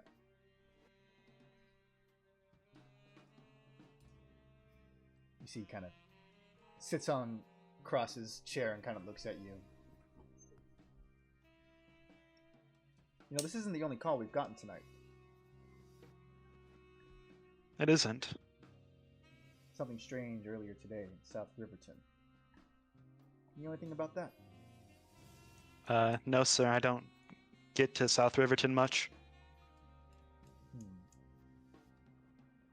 Why is that? Don't care for the Asses? It's not that, sir. It's just a big city. I don't You're sweating. particularly go to that area is all. I'm sorry, what? You're sweating. Here. He pulls out a flask. I know you're not Oh, is he? old enough to drink, but let's just keep this a secret between us, huh? That's a cop. That is a cop. No, thank you. I'm not particularly well interested in alcohol. You see? You sure? No, I've seen how people act while under the influence. I can't say it's very appealing to me. He kind of shrugs. Most college kids would take the drink as he kind of takes a swig and puts it back in his pocket. Is that so? Listen, do you know why we were called here today? The cops can deal with the break-in, but it's about what was taken from the lab. And what was that? Chemicals. Specific kind of chemicals. Stuff that you're not really supposed to take. Naturally, you're under suspicion. Due to your alleged, I might add, alleged conspiracy with this individual. Not only that, Suppose. but we also have reports of you and Landon Cross leaving the university at around the same time as the attack in South Riverton. She kind of pulls out a file, looks through it. What do you make of that, I make of it a sorry coincidence. I'm sorry. Am I being accused of something? You see the cop kind of look at you. Make a... Actually, there's no check here. He's going to make an insight check on you. Oh damn.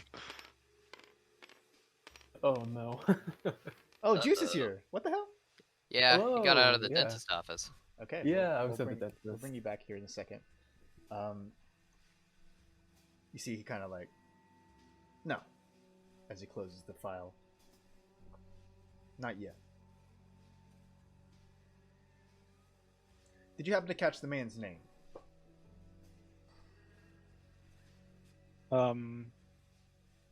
Wait, did he say? Da, da, da. So I'm man. trying to think back if he ever said it to the security guard. No, I didn't. What I find interesting is that this man pointed out you in particular. He said, "My son Elm." How would he have known your name? Well, I'm not sure. Perhaps he's, well, met me before. Maybe he doesn't Perhaps. particularly like Manitex. I'm sorry. I'm still a bit shaken up. I mean, our security guard just lets a man come straight into our campus, leads him directly to me without ever checking for a gun or anything like that. I'm a bit shaken up. You see he kind of gives a slight smile. I see. Well then, Elm, he kind of gets up from the chair. We're going to go ahead and wrap this up.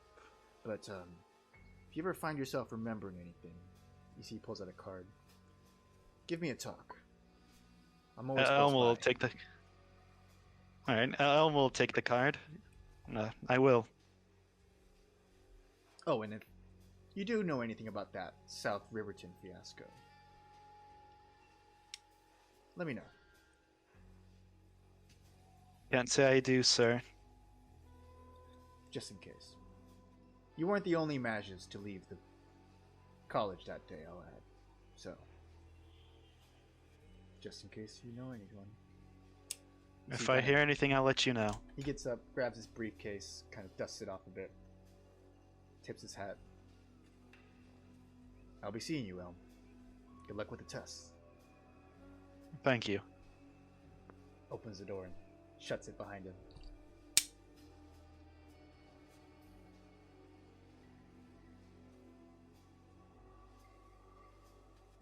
What is Elm that? will kind of let out a sigh. Go lay down on his bed and kind of just lay there for a second. We're gonna cut from there back to Drakestar. Hello. What are you doing? You're running, I assume. Running with Actually, pants? Oh, Yeah, I'm calling a cab and I'm going back to the office to get some 1 shelter, 2 pants, 3 a telephone. okay. So I'll say easy enough to do. Cab fare across the city will cost you about $2. So you can mark that off. It's the same as I forgot to mark the other stuff, so it just kind of evens out. Oh back yeah, to you're right. 33. Yeah, we because we did it throughout the whole time. So Yeah. Okay. so you make your way back to your office. Door is thankfully shut. No interrupters today. Oh, Christ. Need to get new locks. That won't help much. No, I'm kidding. Ah! I Fucking was hell. was Okay. tempted. Okay. It would have been funny. Kind of just sit down, crack open a beer, and I'm like, Jesus fuck. I need to get back on my game. That was some hot ass. Hmm. Well, I do have some of it though. Who would I call about this?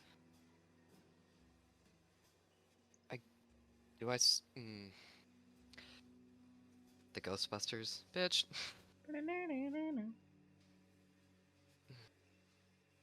Hmm. I think what we're gonna have to do is plant some evidence. Real question is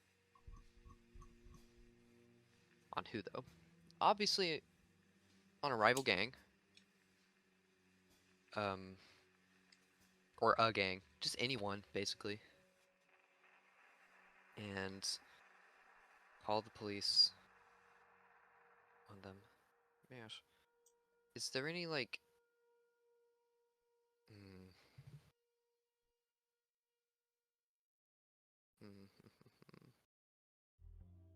Okay. So I'm gonna take my shattered pants. I'm gonna put them in a bag. And is there any like rival gangs that I would know in this area that would operate a distillery for pink sand? Make a history check. That's on intellect? Yes. Gotcha. Oh, whoops. A 0. Oh! So that's like fucking 15.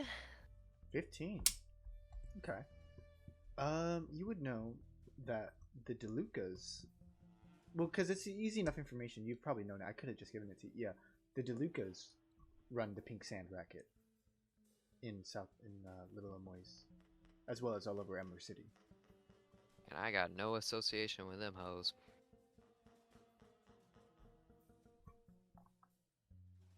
Time to dig deeper into my hole of heists.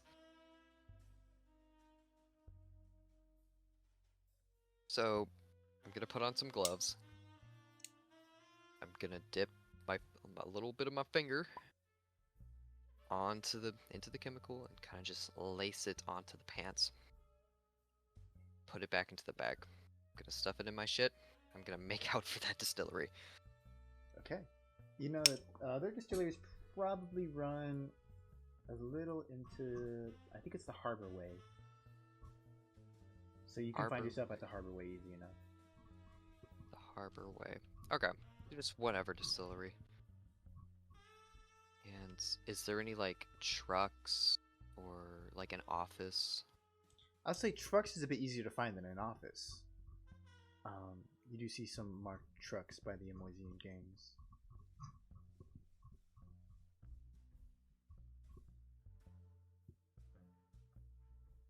Well, not in surveilled public. Sure. Sorry. So I'm gonna try and like sneak up to one of those trucks and just empty the pants onto the supply. You know what? Easy enough to do. Thank you. No rules necessary. You just dump your pants onto the supply. I'm gonna write down the license plate, and I'm gonna book it to a public phone. Okay. Yeah, you see one of them like they take like a quarter. Mhm. Probably not a quarter. Probably like a dime. All right. I'm gonna call the local police. You hear, bring, bring. Emler City Police Department. How may we help you? Hello, sir. I just spotted a supply truck. That I believe might be full of illicit drugs. All right, sir. We're sorry to hear that. May we have your name? I'd like this to be anonymous. Of course, sir. Where is the location? I give them the location, the All right. port, Yeah. and here's the license plate's number. Okay, sir. We would like you to stay around the scene just in case so we can corroborate this evidence. I'm afraid I can't do that. Sir? I'm afraid I can't do that. Alright. Well, thing is, we cannot proceed further with an investigation unless we have a witness report. Which I assume you are a witness. Yes. Then I'm going to need you to stay at the location. There's no anonymous tip or. Yes, sir. We can bust it, but we would prefer it. Make an insight check. I'll make an insight check. If they prefer it, I'm gonna just hang up the fucking phone. Fucking 8. Hard to read. Hard to read. I'm very sorry, because I have pressing matters elsewhere and I cannot stay for anything. It's really important. Sir, we're sending a patrol car now. Please stay there. Good luck on your investigation. I believe in you. And I slam down on the fucking phone. Alright. Fuckers. Ugh. And then I head back to the office. Again, easy enough to do. You just...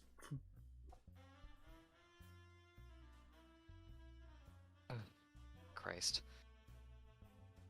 Damn coppers. Do I really have a boss at this time? You're a private investigator. You're self-employed. I'm self-employed, ho.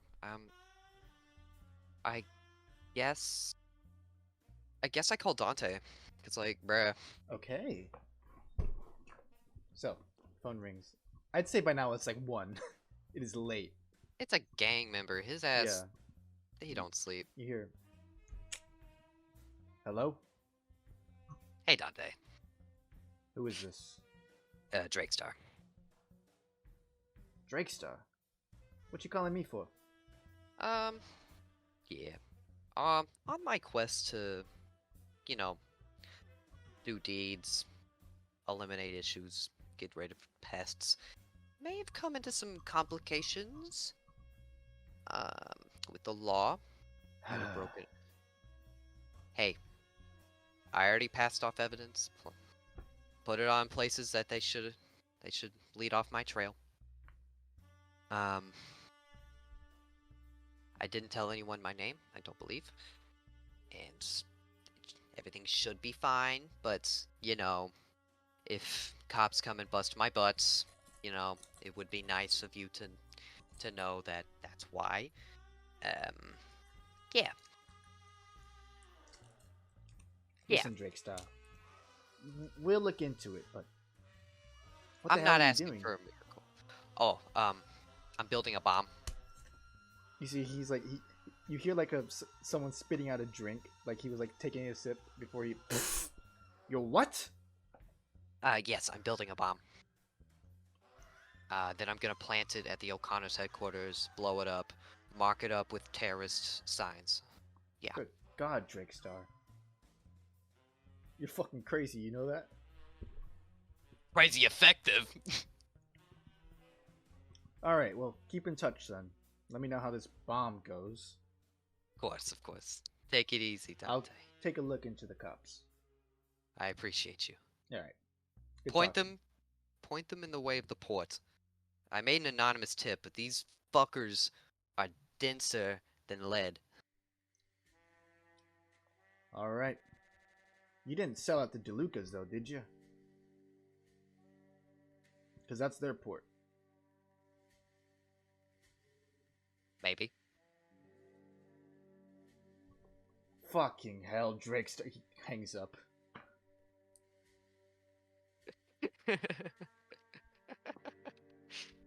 Causing issues on all fronts. But hey, gotta say one thing. Good at communication. His ass is going to sleep. Okay. We'll get back to that in a moment. Sorterum, Yes. you see Miss Imakura lead you to the back. There, you kind of pass like a hallway of beads almost. Enter a kind of a dark room. You see, she's dressed in this kind of like silken finery, almost, with like waves and waves of cloth sprouting from her. Like she's like kind of like pulsating almost, like with the way her clothes are. They're just flowing, if you will, as she kind of steps.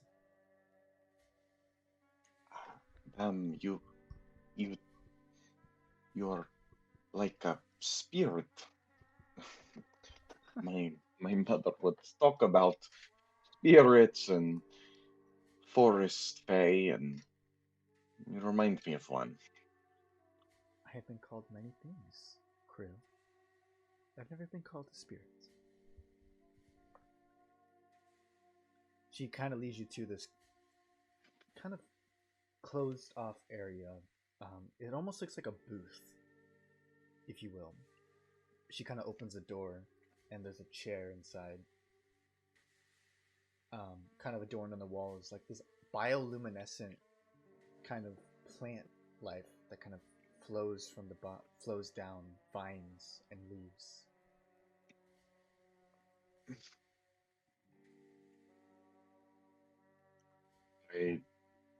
It's like a bioluminescent film.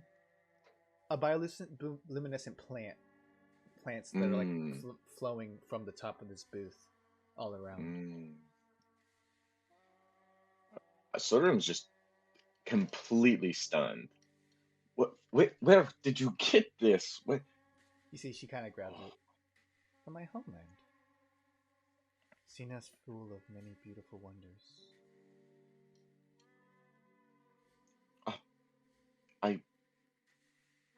You can kind of see Soderum get a feeling inside of him. Is it possible to cultivate those in Emler City?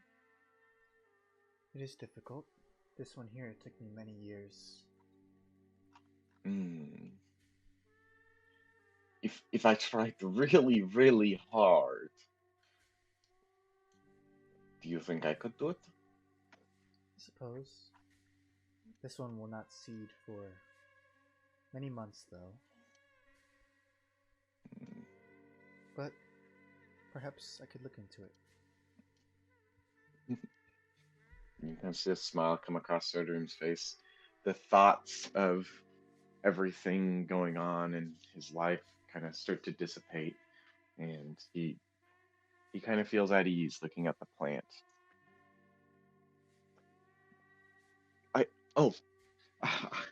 I completely forgot I was here for to learn about my dream.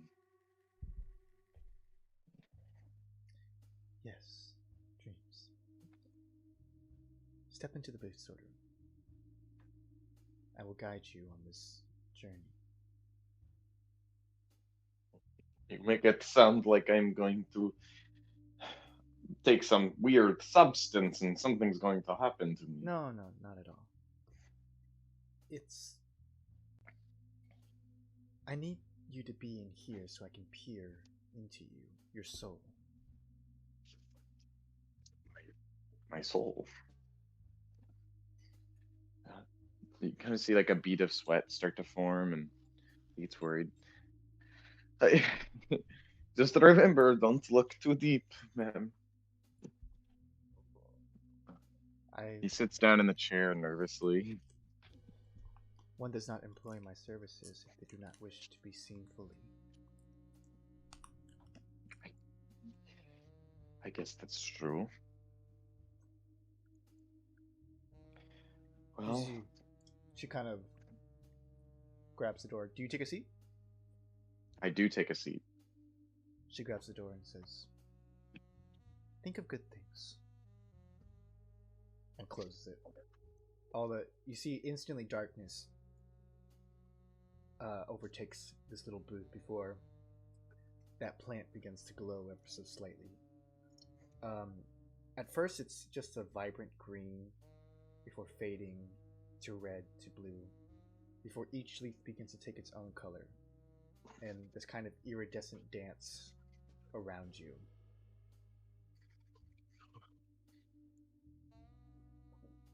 Do I feel anything in my body? Or am I just perceiving my surroundings? Currently, you're just perceiving the leaves. Can I roll to try to understand what's going on around me? Sure, make a. I would say this is an Arcana check. Oh. This is right up Elm's alley.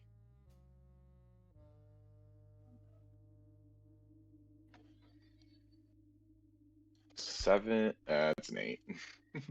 This is completely foreign to you. You've heard a little of the things about Cena, how it's this kind of faraway place that no one really ever goes to. Kind of like this arid, snowy mountain wasteland full of strange people and even stranger customs. This is alien to you. This is strange, and you're not really sure what you're supposed to do or what's happening. I think of happy things. Think of happy things. Think of happy things. In Swordroom's mind, the only thing he can think about is eating the bagel a couple days ago with Ansbach.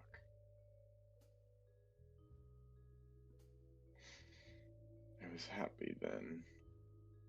Before I... No. Think of happy thoughts. Think of Mother. How she would look at me, how she would sew together tiny little toys. That's why I love trinkets, because I always wanted to make others smile with them. Except I could never sew for the life of me. Oh, Mother. What did I do? What have I done? You see the leaves retract as you kind of delve into these deep thoughts. The light dims.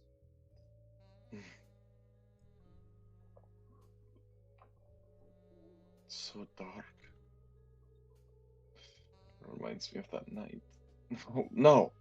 Think happy thoughts. What can I be happy about? Oh, my friends. The light picks up ever so slightly.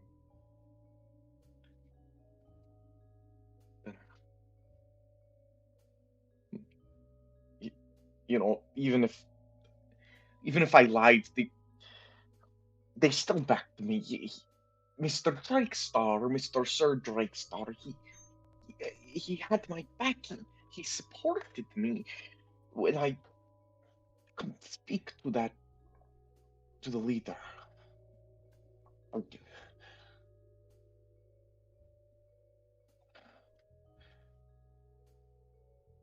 And those, the trinket store owner, he would always give me the leftovers. He's just a kind man. He's so Lights grow nice. ever so slightly more vibrant. Oh, and the bagel shop lady, when I described to her what Ansbach life, she smiled. Oh, like how Mother would spoil us when she would get a little extra money from her maid job. Brighter. You have to like find yourself looking away ever so slightly. I, I, and my brother,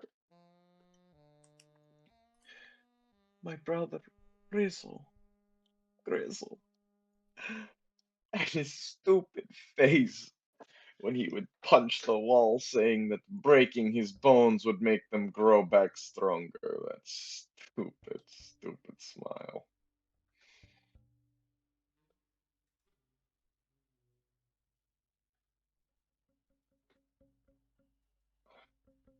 I love them all. As you They sort are of kind of comes what to that, made me happy. sort of comes to that conclusion. The leaves grow brighter and brighter, and finally, white. You see this white light kind of rumble around you, overtaking you, before Sorderin finds himself in a flat plain of whiteness. And that's where we're going to take a break.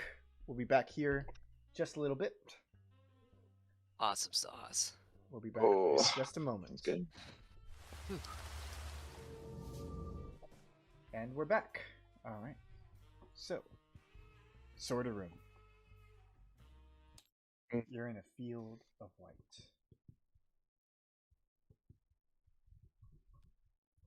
Nothing really around you.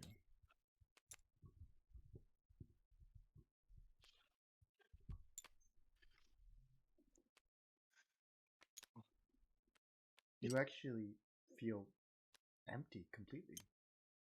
You look down and you notice your chest is not glowing. In fact, there's nothing there at all.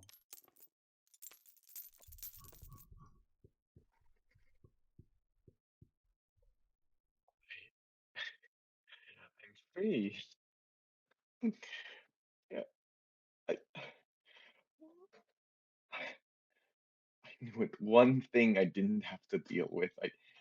I knew I had control over something. But where am I?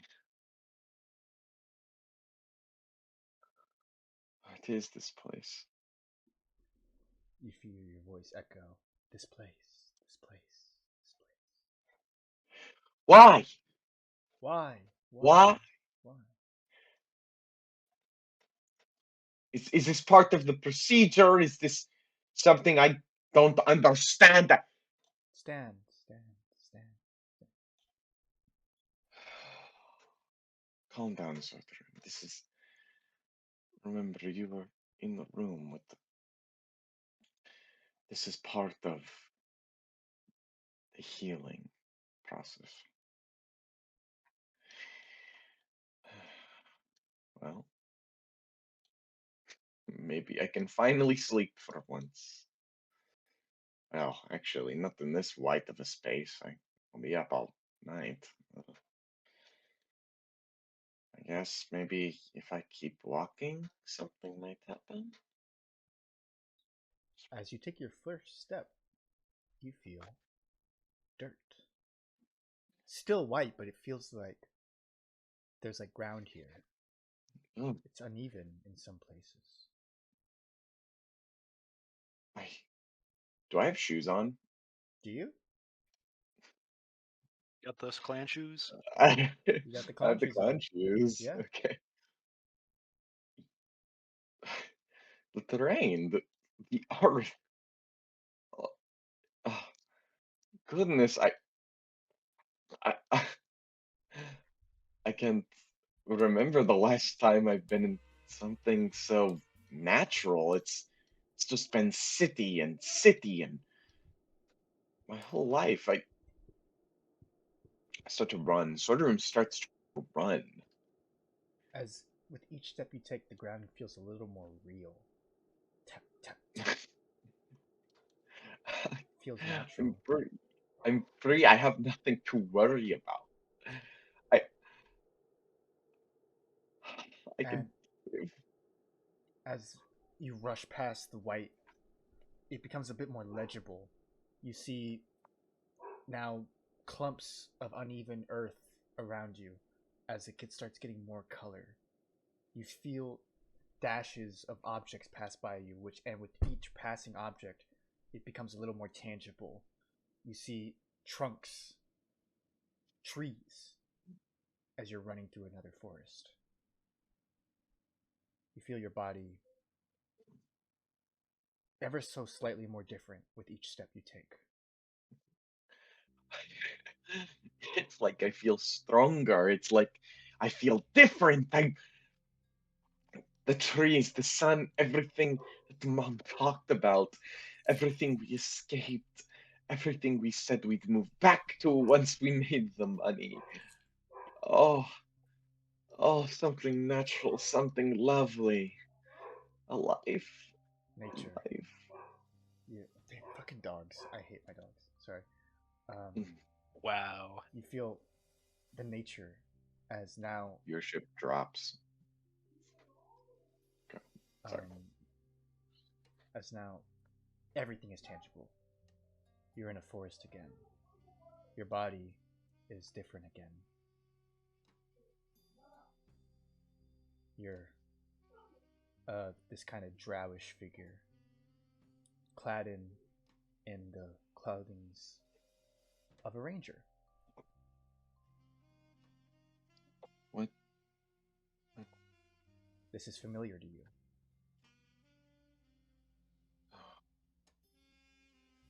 Oh, I. Do I have a weapon on me? You do. You have a bow slung across your back. I reach for the bow on my back and I pull it off.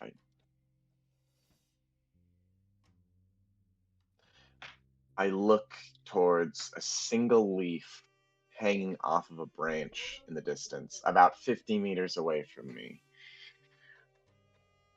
And I pull out an arrow, and I sling it up on my bow, and I aim ever so slightly and release. Make an attack roll. And you can add a +10 to this modifier.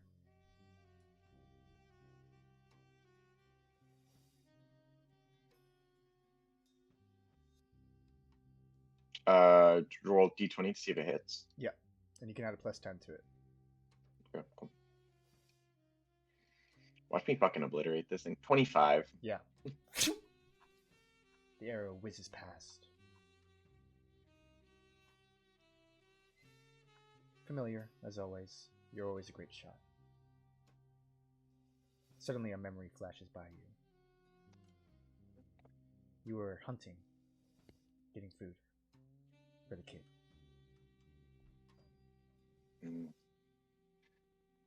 There's something I need to do.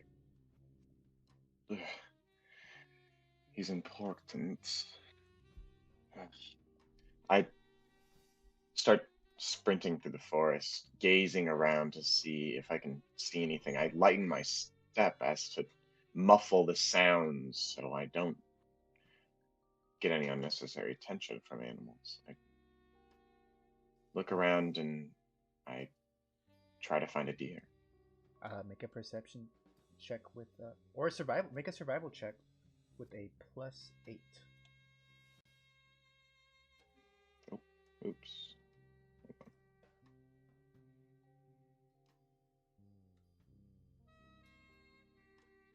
22. You notice tracks leading deeper into the forest. Hooves.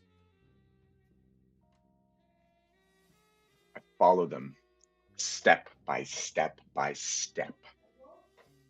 I know this path. I know every aspect of what I have done. I have done this hundreds of times. I pull out my bow and I ready it in a slick motion. Most comfortable I've always felt.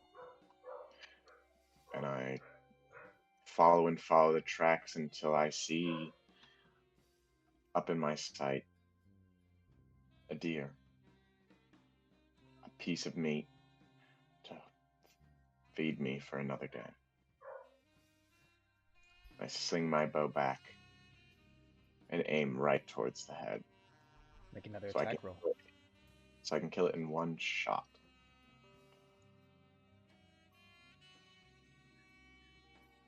I'll say with advantage because you're probably hiding. Oh, let's roll again. So it's an 18. Or we'll see what I get on this one. Okay. Oh, so an 18. Not as clean as you would like it to be, but it gets caught under the chin. You see the deer like wail a little bit before it falls over. I walk over to the deer and I pull out the arrow, clean it, and I put it back. And I go to pick up the deer and sling it over my back and start carrying it back to the boy. And you do. It takes hours as you slog the deer. You're strong, but I mean it's a deer. But it does take time. Eventually though, you do find your campsite. This little fire, kind of almost embers with still a little bit of flame overhead. Tools and various weaponry kind of laid out with 2 sleeping bags under a canopy of trees. There you see the boy kind of sharpening a knife, look up at you. You see young human, pale skin. His kind of colored hair is seemingly giving way at its roots to this kind of whitish overtone. Good catch. Thank you. But you know I always get a good catch. Yeah. You see kind Slog. Yeah. Oh, go ahead. I slogged the deer down after carrying it for a long time. Ugh. Really does a number on your back. Ugh. You see the boy kind of get over to the deer, takes the knife and starts taking the skin off before he looks up at you. When are you gonna take me? You know I'm ready. Take you hunting? Are you kidding me? Boy, I just want to help. He keeps tearing the skin off the deer. Of course you can help. I mean, you're helping me right now. Isn't that the wonderful thing? But I can do more, I know it. You see, You as can he kind of says that with conviction, his chest begins glowing a little bit. I squat down and almost to calm him, I put my hand on his chest.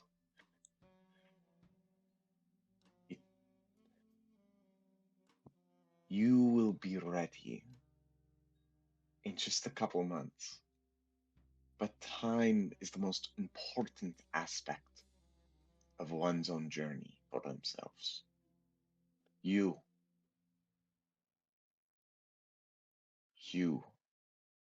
are important. You see, he kind of resigns himself. Grumbles a little bit like he's about to talk back, but resigns himself back to his duty. You see him kind of like very intently begin skinning the deer, doing his duty before he speaks up. I had that dream again. What dream? I was someone else. In what way? I mean, sometimes I have a dream that I'm really the deer running away from my arrow, and god damn, I'm a good shot. I always hit myself. I was like me, but different. Different. I was a dwarf. Dwarf! A memory flashes by. The man who saved you, a dwarf, and you were taken out. You're back in the booth.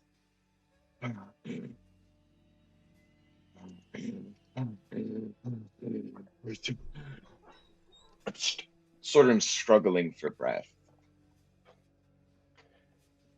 He's blinded. He was blinded by the light. It was it's almost too much. His eyes are changing back, getting used to the surroundings. He starts to slip out of the chair and falls to his knees on the floor in the booth.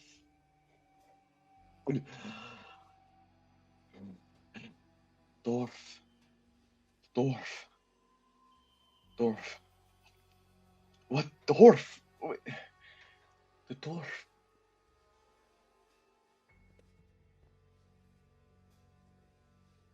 Can I roll to see if the memory's clear? Yeah, make a intelligence check. Okay. Come on, big money, big money, big money. Big money! I'm ready for this. Fuck. 6. It's blurring in your head ever so slightly. You're not quite sure. You remember the boy, you remember yourself, but that wasn't you, but that was you. The boy who had a dream of someone who was him but not him, but then it's fading. Am I who I say I am? Am I really my mother's child? It's just a dream. It's just a Your dream. heart is glowing. I need something. Something to shock it. Please. Please. Someone. Hey. Please. Someone help. You hear Please. the door open. You see. I keep on forgetting her name. Mrs. Imakura. So, Kuro, what did you see? Ima. Mrs. Ma'am. Ima. Kura. You. He steadies himself. He gets back up. He stumbles as he rises, holding one arm on the chair. I saw the same boy. And I was in the body of a man. A drow. Holding a bow, and I felt like I was him. Interesting. It was similar to the dream before, except instead of me saving this boy, it was me caring for him.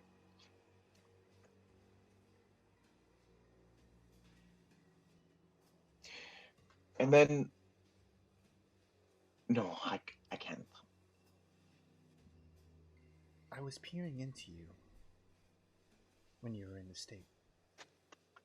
Oftentimes I see a soul, maybe tortured, maybe trapped, but what I saw was strange.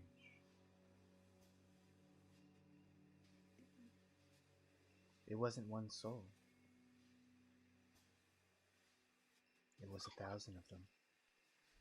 And we're going to cut away from that to Cross. Cross, my boy.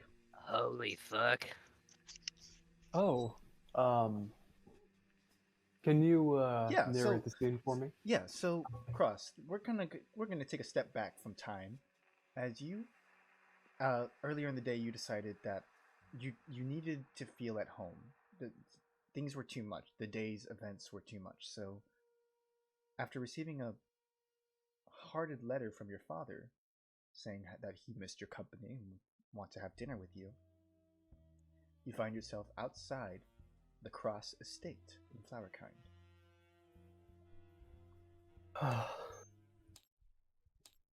I really hope this is gonna make me feel better. Okay, and Ross is gonna like kind of straighten up his clothing a bit. Make sure his hair, unscruff his hair a little bit.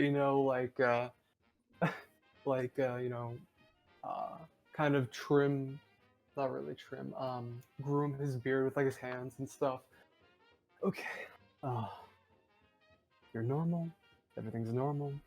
You're gonna see father. It's fine. Okay. And he's going to walk up and knock on the door. All right. Well, as you go to knock, the door instantly flies open. You see a Dwergar man, bald-headed, thick beard, kind of aged wrinkles, kind of a stubby man, instantly opens the door before you even hit the chalk.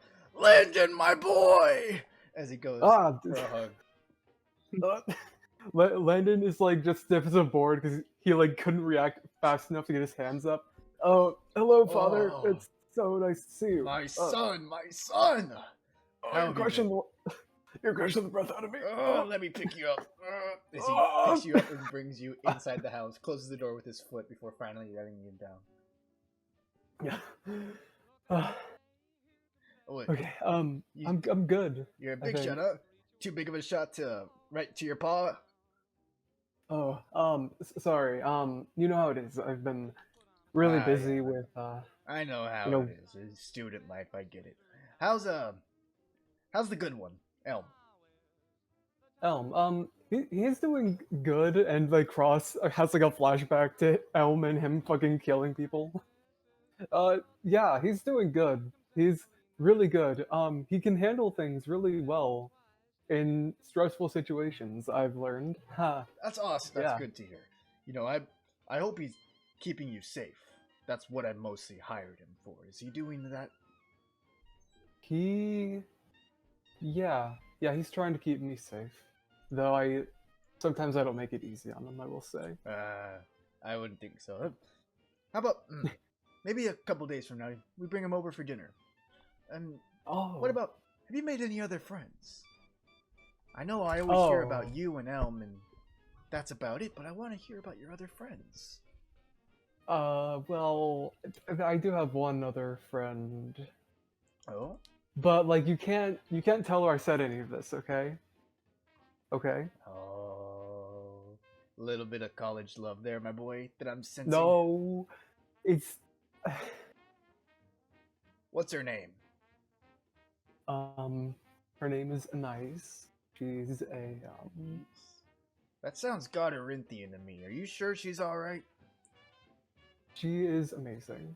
She is an evoker friend of mine, which I don't know how studied are you in like magic? Do you know all that much? Yeah, your mother was more into that stuff. Well, come, Ah. I've prepared dinner if you want. Oh, But oh, tell me sure. more. Where is she from? She's from where is she from? Yeah, as far as you know, Andansa. I think she's native to Andansa as Oh. well. That's good. That's good to hear. I was worried that you'd get caught up in some immigrant affair, but it's nice to know that what I've taught you still kind of hangs on. Come, my boy. Yeah, she's extremely well studied, and she's like she like glows sometimes, and she always helps me whenever I'm about to die. Oh, Yeah, she's also a dragonborn too. She A has brilliant dragonborn, gold you say? scales. Yeah. That is interesting. But if you say she's Andanson, then I guess I'll go with it. Come, wait out dinner. Oh, okay. You see your father. You have this like enormous table. First off, the estate is mansion. It is giant. It is a mansion of like gilded, gilded like pillars and just like marble statues all around. Basically, every find that your father has ever found while doing his archaeology is kind of like left on the shelf. There's strange artifacts, treasure galore, as your father just kind of hobbles his way. One day I wish to have a hall like this where I can display everything I found. And you will, my boy. Just keep up the studies. Come.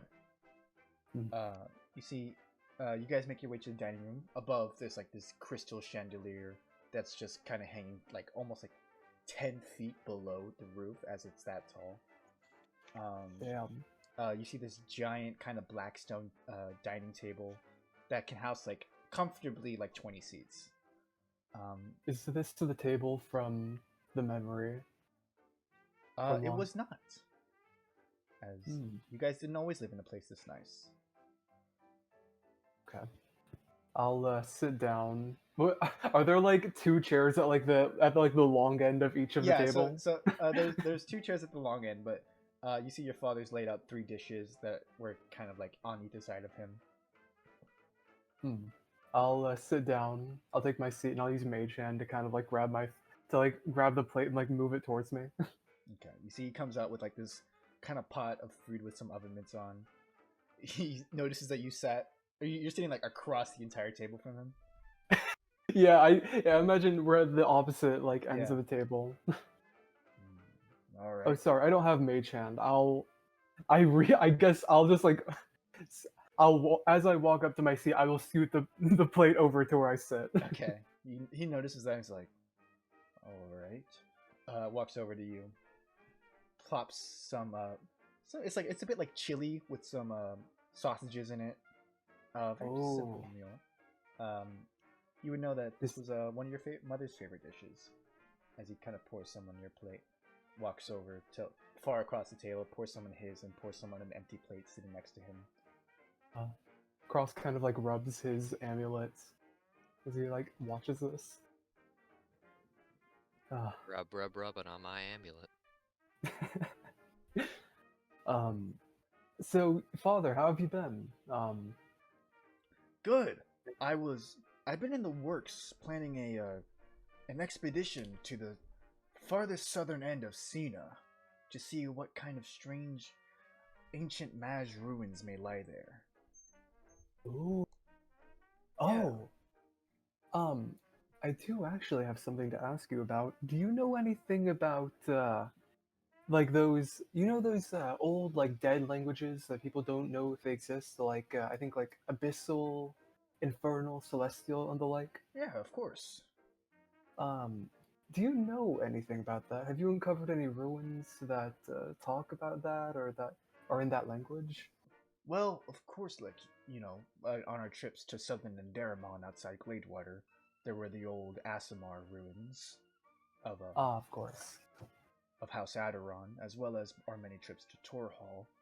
But that was celestial. I'm not quite sure if I've stumbled across infernal ruins. I might have to check my notes. Why do you ask?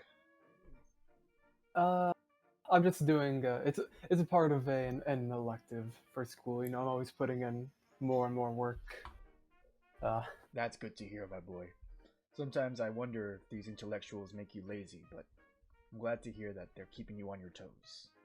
Oh no! If nothing else, I think I've gotten less sleep since I moved in there than since I since I lived here. That's good to know.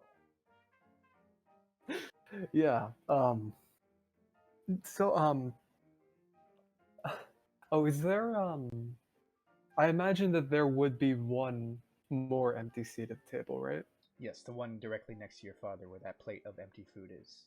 Or that where that plate of untouched food is. Kind of sitting to his left. Okay. Like Cross like glances at it for a second and then returns to looking at his father.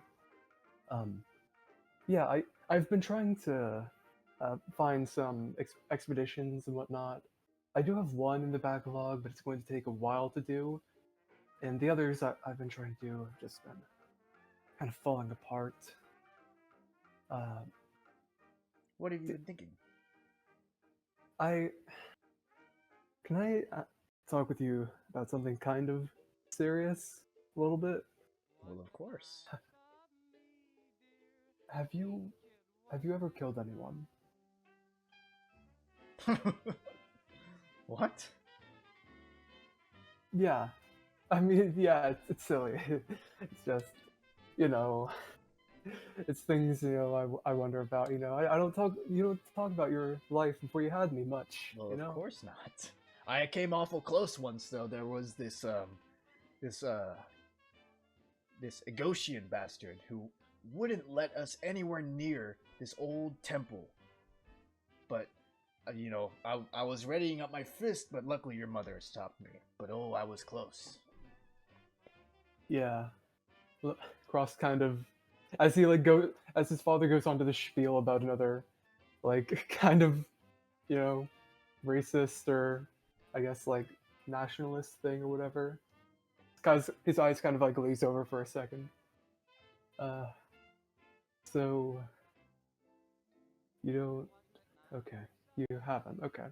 That's good. That's good. You know, it would be weird if you had. I'll Yeah. say, imagine killing somebody and then living a normal life. That is crazy to hear. Yeah. Yeah. It really would Reminds me be. of these damn Amoisians who think they can come into our place and start murdering and just so that they can live a better life. Bastards, I say. Why? Why are they bad, Dad? Because I know that you don't like them. It's just why? They're backstabbers! Oh. Every Amoisian you'll ever know will stab you in the back one day. It's written in their blood. Look anywhere in Amoisian history, at some point or other, they will always stab an Endrish in the back. Hell, even in the Great War, the Amoisians turned on the Endrish when the Agosians tried to make them a better deal. I guess. Just what do you think's written in our blood then? Civility, of course. And Deramon, where we hail, of course, was the only civil kingdom to exist past the banishment. The rest of them were stripped away, forced to bonk heads with, well, clubs, if you will. And don't get me started on the Mantex. I know Elm is. We like Elm, but Mantex are just so primitive. They left behind no landmarks. Nothing to say that they ever existed in the first place, except for one little village to the west.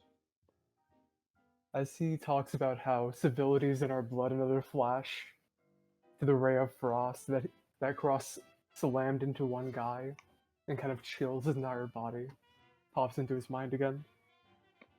Yeah, we're extremely civil, as he kind of like grips his knee. I don't know. I think the Mantex are kind of a fine people. You know, I love archaeology. Don't get me wrong. It's my passion. It's just that even oral history isn't all that bad. I wouldn't mind it so much if they'd let us learn the damn thing. Well, they did let me learn. Well, Elm let me learn his language. Oh, well, so- Elm's good, you know. He's got half of that on Daunton civility. Yeah. That's why he's so amiable, but I trust. Every other Mantic I've ever talked to has always wanted to stick a feather in me. Yeah, yeah, Dad. Yeah, Father. Sorry. But enough about Yeah. me. How are you? You look gaunt. You know, a lot. I've been studying a lot of necromancy. Is And that so? yeah, that's been my specialization in school. I can see its uses, especially in our field. Imagine raising an old corpse from the dead to learn its secrets. Yeah. Hell, if A we lot could of it- find the bones of John Aderon, we could learn more about before the banishment. We could. It would be extremely useful. But it talks a lot about the difference between a soul and what having a soul and and not having a soul does to a body and a corpse. So a lot of it talks about raising the body, but never the soul. They don't really like that, but you know some people do that anyway. And the more you get in tune with it, kind of the more you can see souls and feel them around you. Interesting. I can't say I'm much learned on the study of souls, but who am I to disprove my talented son? It's almost like I can feel one watching me right now, expectantly, and waiting for what I'll do with the life that I. He trails off. Yeah, school's been going good. I have Elm and Ice. They're both wonderful friends. Any other friends? do. Or just those? Because I remember, I know Elm. I'm glad you've made one new friend, but surely someone as amiable as you. I thought you'd be the talk of the university. I mean, your professors rave on about it. I get letters every day. Well, yes, I get along wonderfully with the professors, and I'm sure the others know of me at the very least. But with Enviously, all I of the, assume.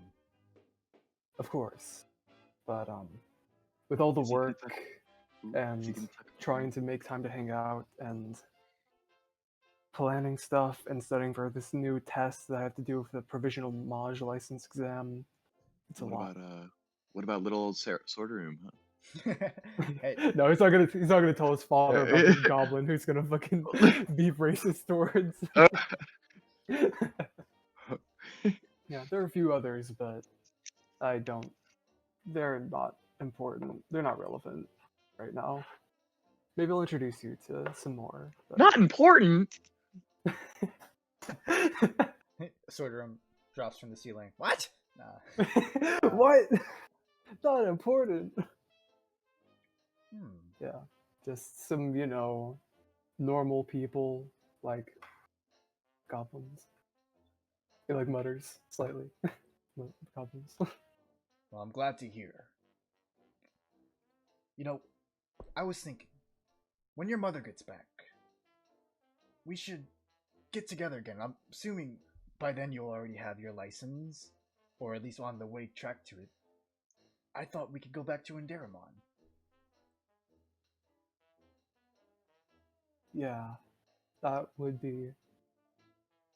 I would love to have us be all together again, but I mean, yeah, that I'll surely she'll yeah, come back. I've been planning it for some time. It's gonna be amazing. We'll stop at Port Dunrick, see the legacy of Harvey the Black. You know, they erected a statue of him there, if you believe it or not. Huh. Then Well, further in, we could make a stop at Gladewater, and we could end the whole thing in Torhall, like we used to do. yeah, those tours really used to be so fun, and I know how much work you've put into her reunion, our reunion with her over the years. It'll be glorious. That's exactly Surely. what I'm saying. Yeah. Do you have any plans tonight? As he kind of picks at his food.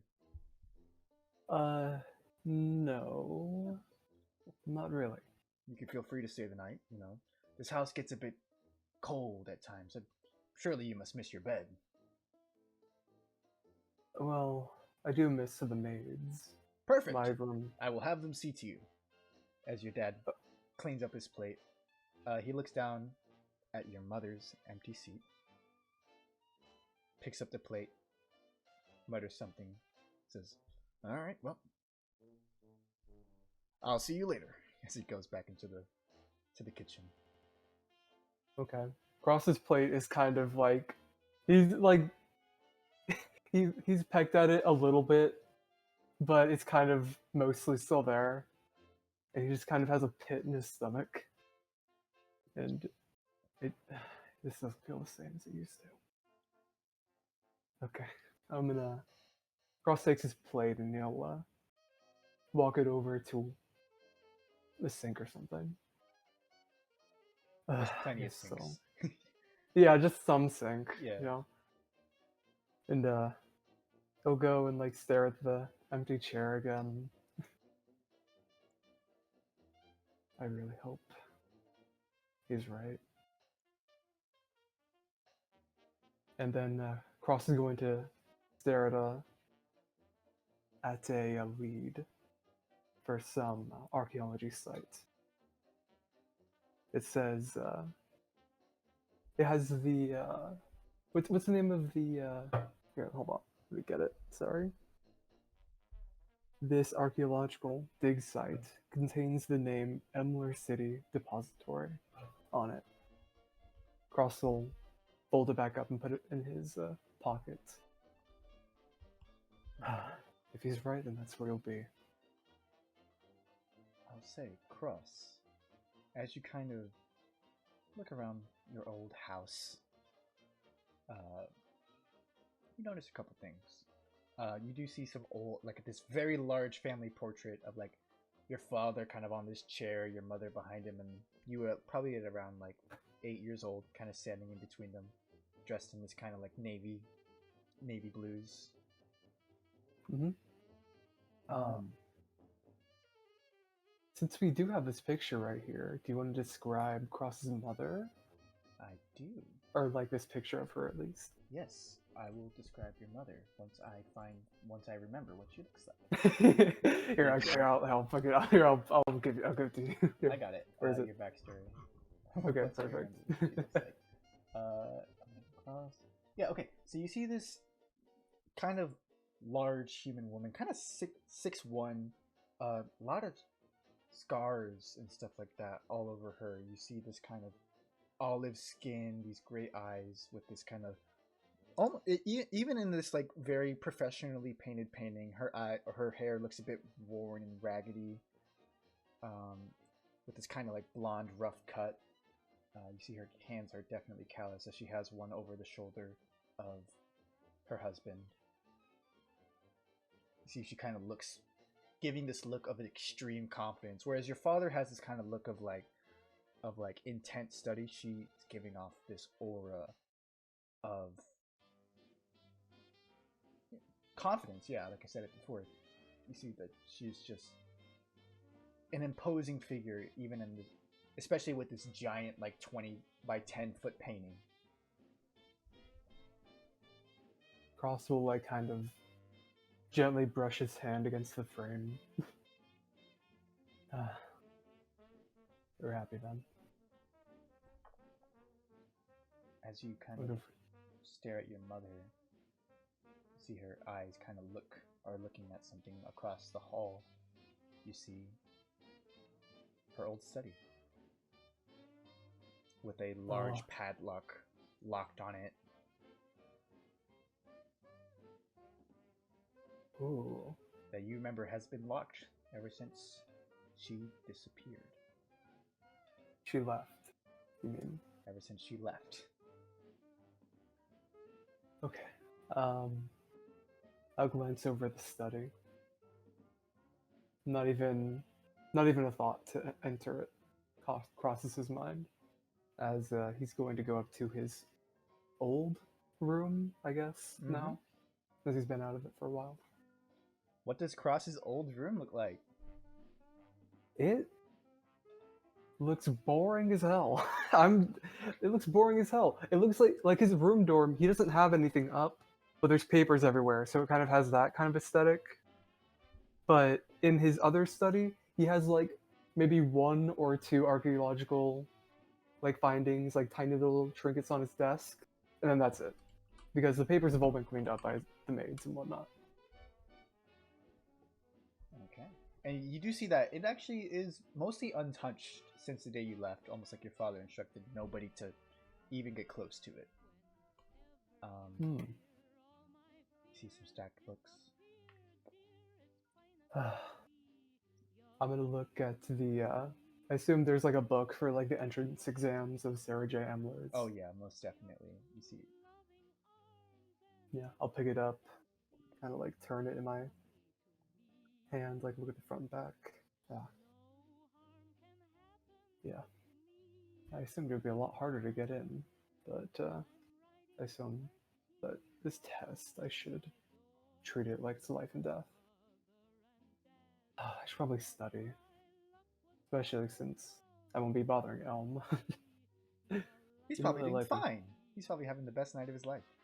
Oh yeah, probably. He has the dorm all to himself. Oh, he's probably throwing a party. Surely. This is doing better than me. I hope. Okay. And Cross is gonna kind of plump down on his old desk. You know, he knows where everything is. They haven't touched it, so he's just going to spend the rest of the night studying. All right, and you can mark a night of study off on your sheet. Whoa! All right, and with that, we're gonna cut back to Drake Star. Oops. Hello. Drake Star. Hi. You kind of...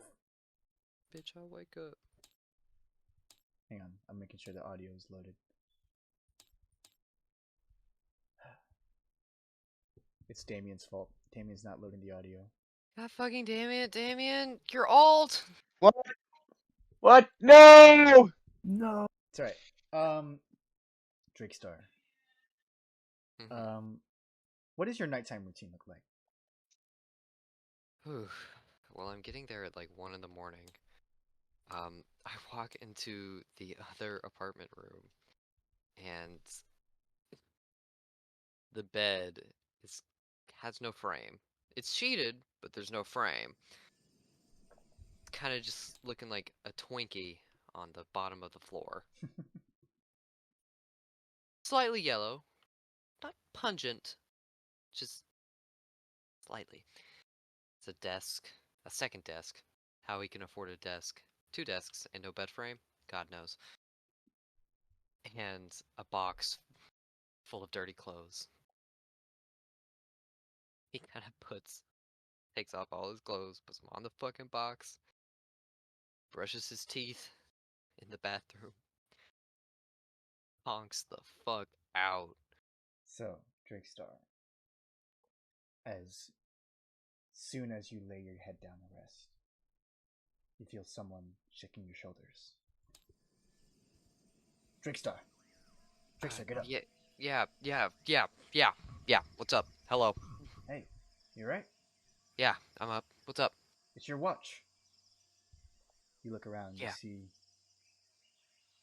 the jungle around you.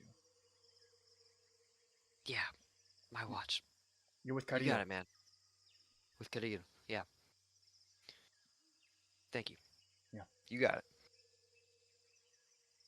So, Drakestar, what do you look like right now?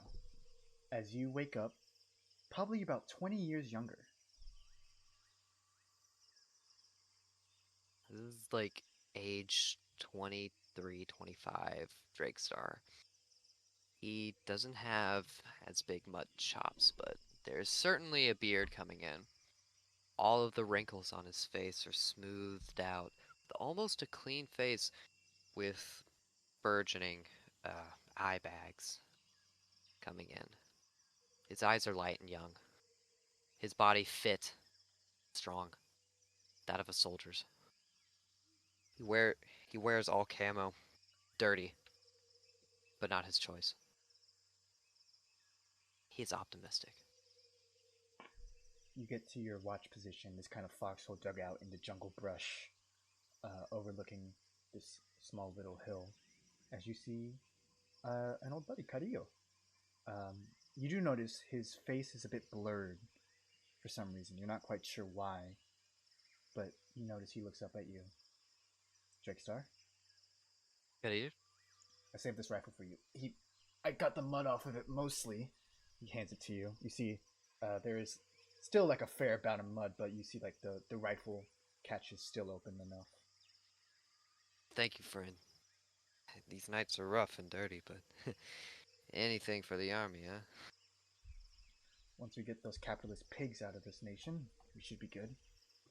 Ay, say that again. Jesus.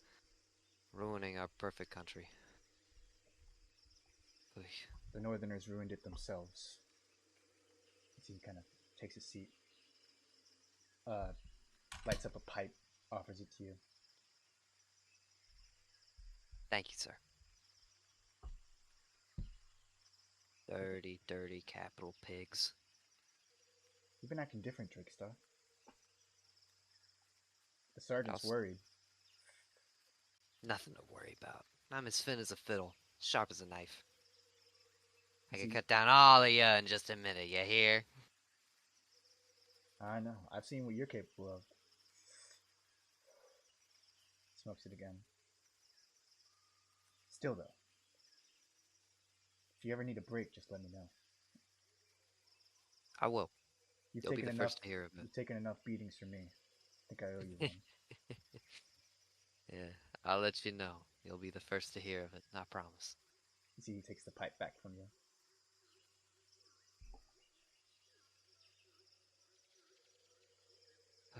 How's this night going for you? Long, Smooth and mostly. easy, I hope. You know, when I they always. ask you to be a Garia, they don't really tell you about the long nights. They say freedom and glory, but they don't tell you the damn long nights. I don't tell you about half of it. Sure, don't mention the mud. Oh, don't let the sergeant know I was smoking, by the way. He'll have my ass. Yeah, no, totally. Secret's kept safe with me.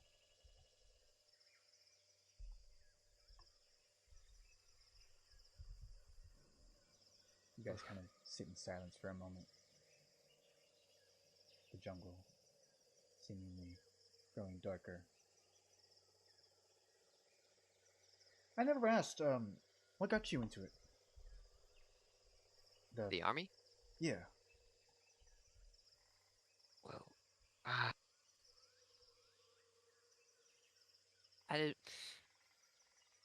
wasn't really people in my life or a place. Kind of just went to college after the orphanage. And Hmm. it's, well, what do you do at college? Okay, I guess I'll study. Engineering? Okay, whatever. And then suddenly, one day, this man with this massive mustache came up and offered me the dream of a lifetime. Well, I took it. Yeah, well, there's a reason they come after us in college. It's because we're intellectuals. You know? These damn pigs, the northerners, thinking that their stupid system will keep them healthy, keep them happy. We know better. We always knew better. This world will not be complete unless we're all co-ops. Until then, he kind of flicks up a piece of the pipe before lighting it again with the match. We fight. As he goes to finish the sentence, the lighter goes out as you hear a loud crack. Oh, shit. Get down. You look over. He's not moving. Hello? Right here? You see, as you kind of lean in closer, there's a bullet hole under his cheek. His eyes are empty. Alarm! Alarm! They're coming! They're coming! You're awake. Out of the jungle. Jesus Christ. Ugh. Damn mud.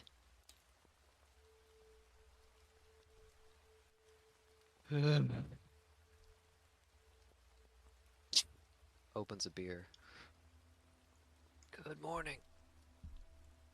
And a good morning it is, as we get to another day in Emler City, everyone. It's morning. Hooray! Go ahead and mark a long rest if you need it. Yay. Huzzah! Yippee! It's the 25th hooray. now, right? It is the How many days away until the test? If it is the 25th, there will be 5 more days, and the test will be 5 days from now. Yeah, it's the 25th. Okay. I'm keeping track of it in lore and stuff, so you guys can know that. Okay. I might have Elm go talk with NIEs. Okay, well, you guys all get up. It's a new day. I guess we'll start with Cross. You get up. What's the first thing that you try to do? Cross is gonna like his body doesn't move whenever he wakes up. He lays like perfectly flat, face straight up, and so he opens his eyes and then he turns his head to look at Elm. Oh, it's not there. Okay, and then he gets up. Very kind of like robotic, like just his torso goes like straight up. Okay. Oh, fuck. Do I have school? No. Okay. It's fine. It's fine. Sorry. Oh, God. Okay. He'll, like, get out. He's got, like, silk pajamas on right now with, like, embroidered initials on it. Yeah, Elsie. Yeah, Elsie. As, he goes over, he starts getting dressed, put on his robes. that he like normally puts on. You know, he assumes that his father had them like cleaned for him while he was sleeping. You know, had a maid or something do it.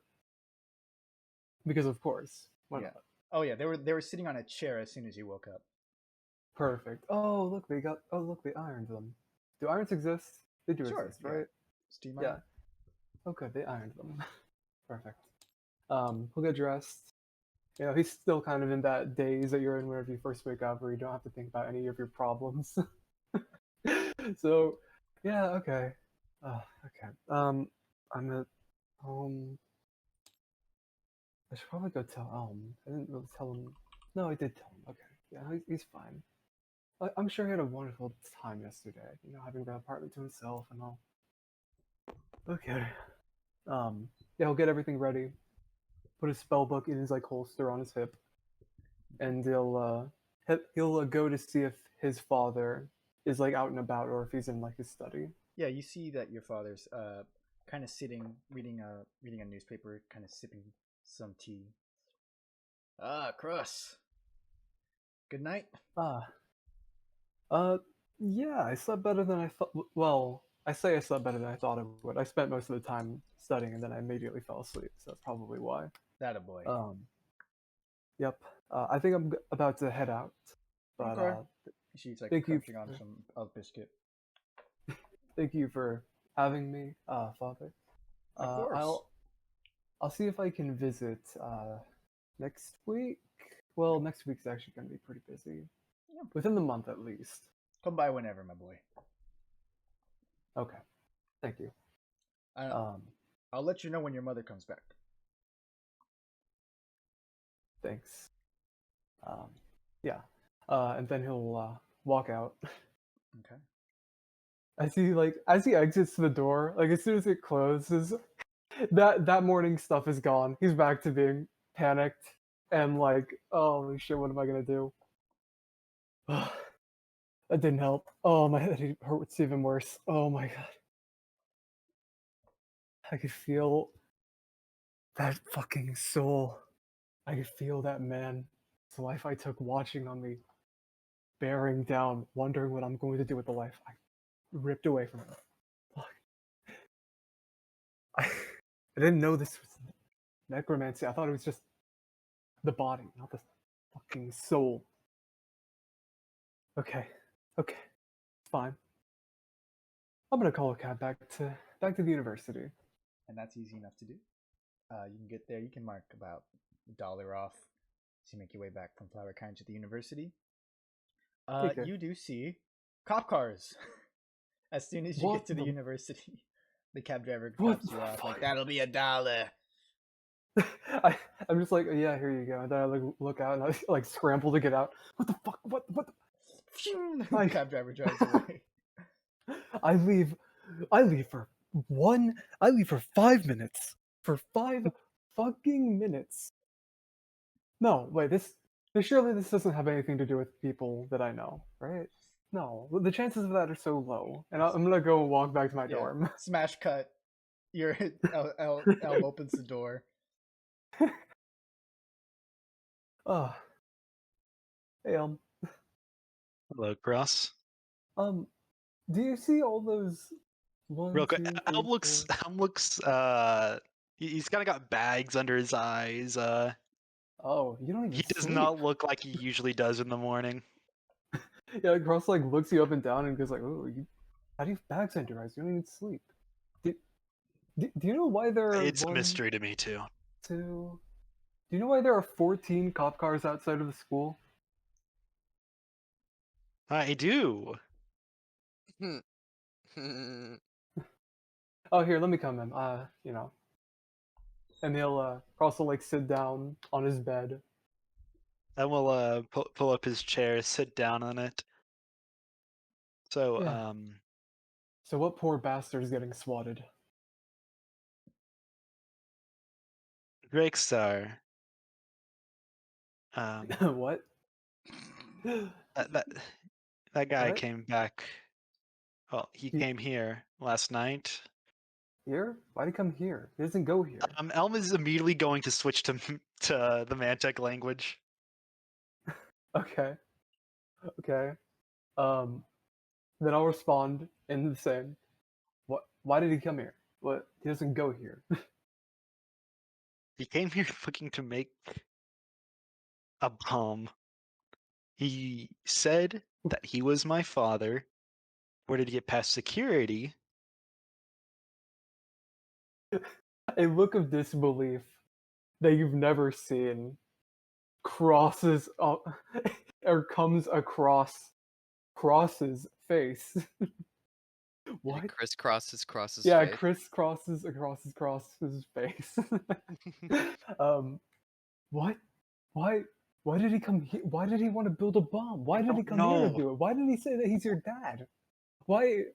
Why? I don't know, Cross. I And now live. I have Oh, I got questioned by a DEMA agent last night. what?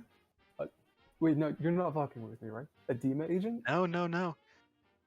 And he asked me about Oh, South Riverton. South River. Pretty sure that they're suspicious of us. But Oh, fuck. Oh, we're so fucked, Elm. Elm, we're so fucked. Oh no. hey, Wait, calm did down. they? Wait, Calm what down. did they? What did they question you about? What did they say? 1 second, I'm trying to remember. It's okay. How did I forget? From what did he ask me again? I forgot. He asked you a couple things. He asked you what you knew about South Riverton, why you left the school. Mostly things about Drakestar though. Like, it's like, are you sure you didn't know who he was? He was just kind of. He didn't really ask you a lot. He was just kind of half accusing you of things to gauge your reaction. Which Elm is very, very suspicious about, because that was not like a normal interrogation. Elm will relay this information to Cross. Huh. Okay. So he's suspicious of you. What about me? Have they made me yet? Sure that they're suspicious of you too. He knew that you were at your father's last night. Huh. That's a level of detail I wouldn't expect. Or maybe I should Look, expect it from Dima. there's one more thing that I'm concerned about.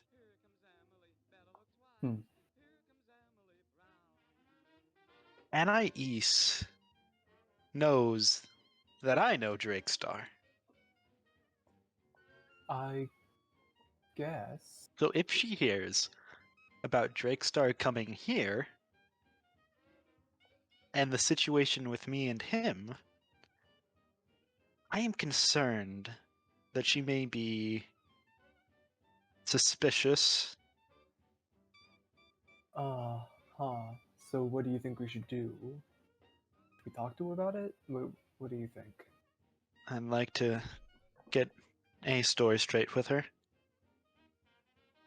Okay, sure. Yeah, we can talk to her. Sure, why not? Yeah, we could invite her out to I mean, we could invite her to Boss's Bog Bistro or whatever it's called, but I have bad memories of that place. I don't know.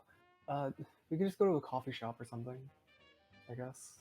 Well, it's Dima, fuck. Where do we talk? I guess maybe we can take her back to our dorm? Talk with her? Don't worry, I'm not going to say anything incriminating. I'll tell her. I'll tell her our truth. The truth? Our truth.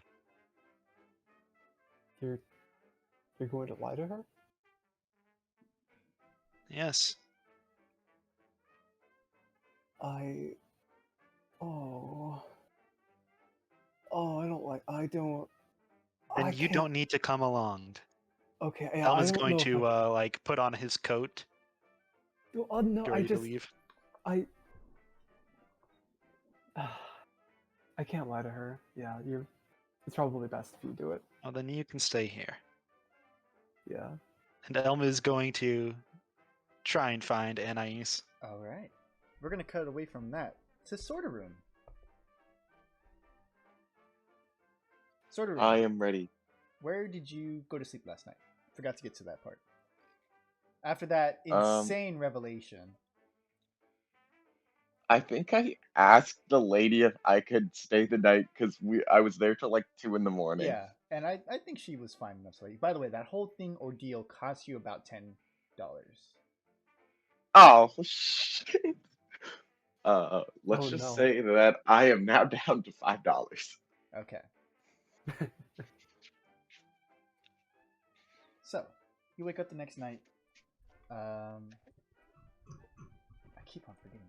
Mrs. Imakura, or Miss Imakura, is kind of, she is kind of at the front desk, kind of tending to her duties as she notices you kind of get down from like her upstairs apartment into the store.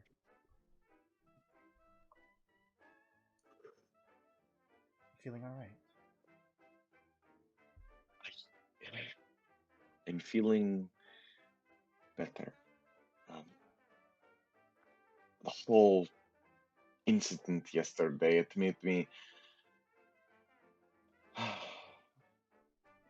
It was a lot. It was a lot. But thank you for what you've shown me. I just, I can't, I can't find the words to describe what you said to me. I can't even process that. What am I? Am I some vessel? Am I? I'm not sure. It's fascinating. 1,000 souls in one. How would you even contain such a thing? Well, you're asking the goblin himself who doesn't know. I I'm not the most emotionally stable person. I don't have the most stable home. I don't even see how. I'll let you in on a little something. There's only one way I've been managing my heart, and it's it's shocks. It's coordinated electricity flowing through my body.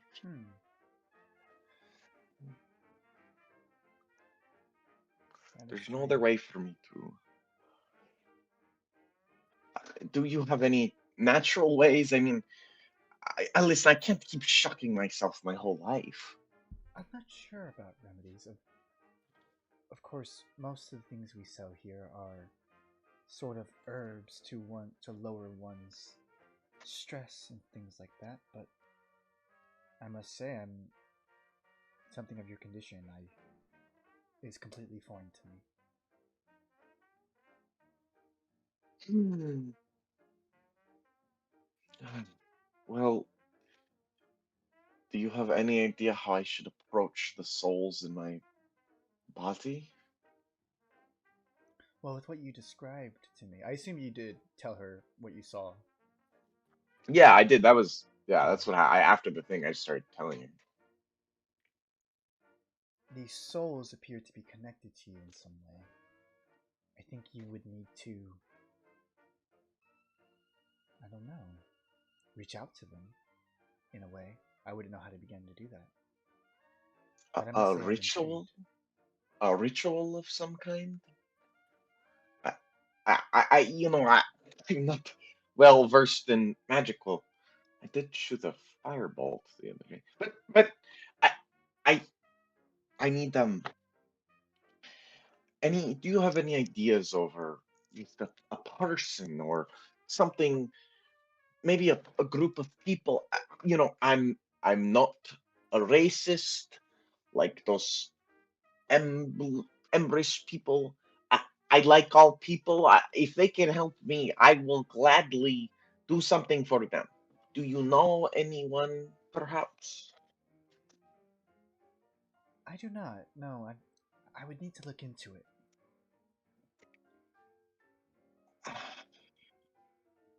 Well, if you could tell me, I can come back in a couple days and.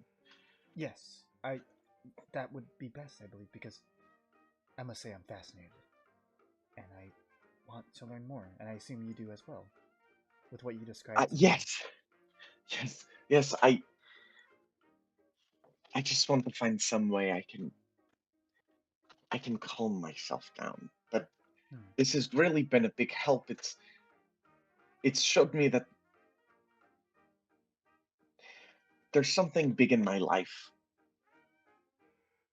and maybe not today or tomorrow or in a month or 1 year, and maybe not even 10, but there's something inside of me that's important, and I have to choose that. Thank you. Of course. Come back anytime. Sodom kind of gets up and goes out the door, and he thinks to himself, he needs to tell Ansbach that maybe he can help him. Sorterum. As you're thinking that, you hear someone call behind you. Sorterum, was it? So, yeah, huh? You turn around and you Yes. see a golden dragonborn kind of standing above you. This kind of, she's dressed in this kind of posh kind of style with a nice little feather cap. Oh my goodness, it's the pretty lady. I'm sorry. Hi, yeah, actually I was looking for you. The for little old me. Well, what business do you have with this What? fellow? And I give like a big toothy grin. Well, I was hoping you could get me connected with his name was Drakestar. Sorry, the others can't know about this. Mr. Sir Drakestar? Oh my goodness, ma'am. Well, I very much respect him. I, I, I can take you to Mr. Sir Drakestar. Thank you. Yeah, you just can't let Elmer Cross know about this.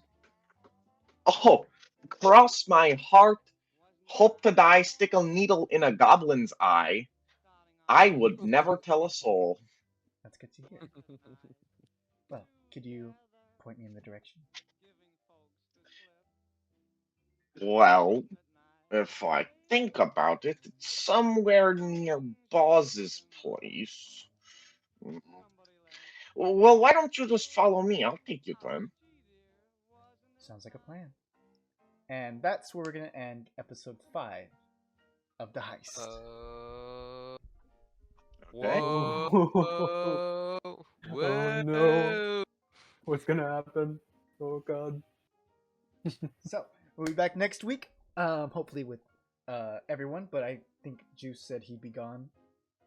No, I'm good next week. Okay, It's a perfect. whole thing. So we'll be back next week with everybody for episode 6. I hope you guys enjoyed. Woohoo! Heck And yeah, I certainly did. That was I enjoyed it. yeah. That was fun. And now I'm interested in what's going on with my heart. Let's see what's going on. all right. Well, we'll see you all later. Thank you so much for watching. If you've been watching, and if you haven't been, then that's okay too. I don't really. All right. Bye-bye. Bye. Bye. Bye. Bye.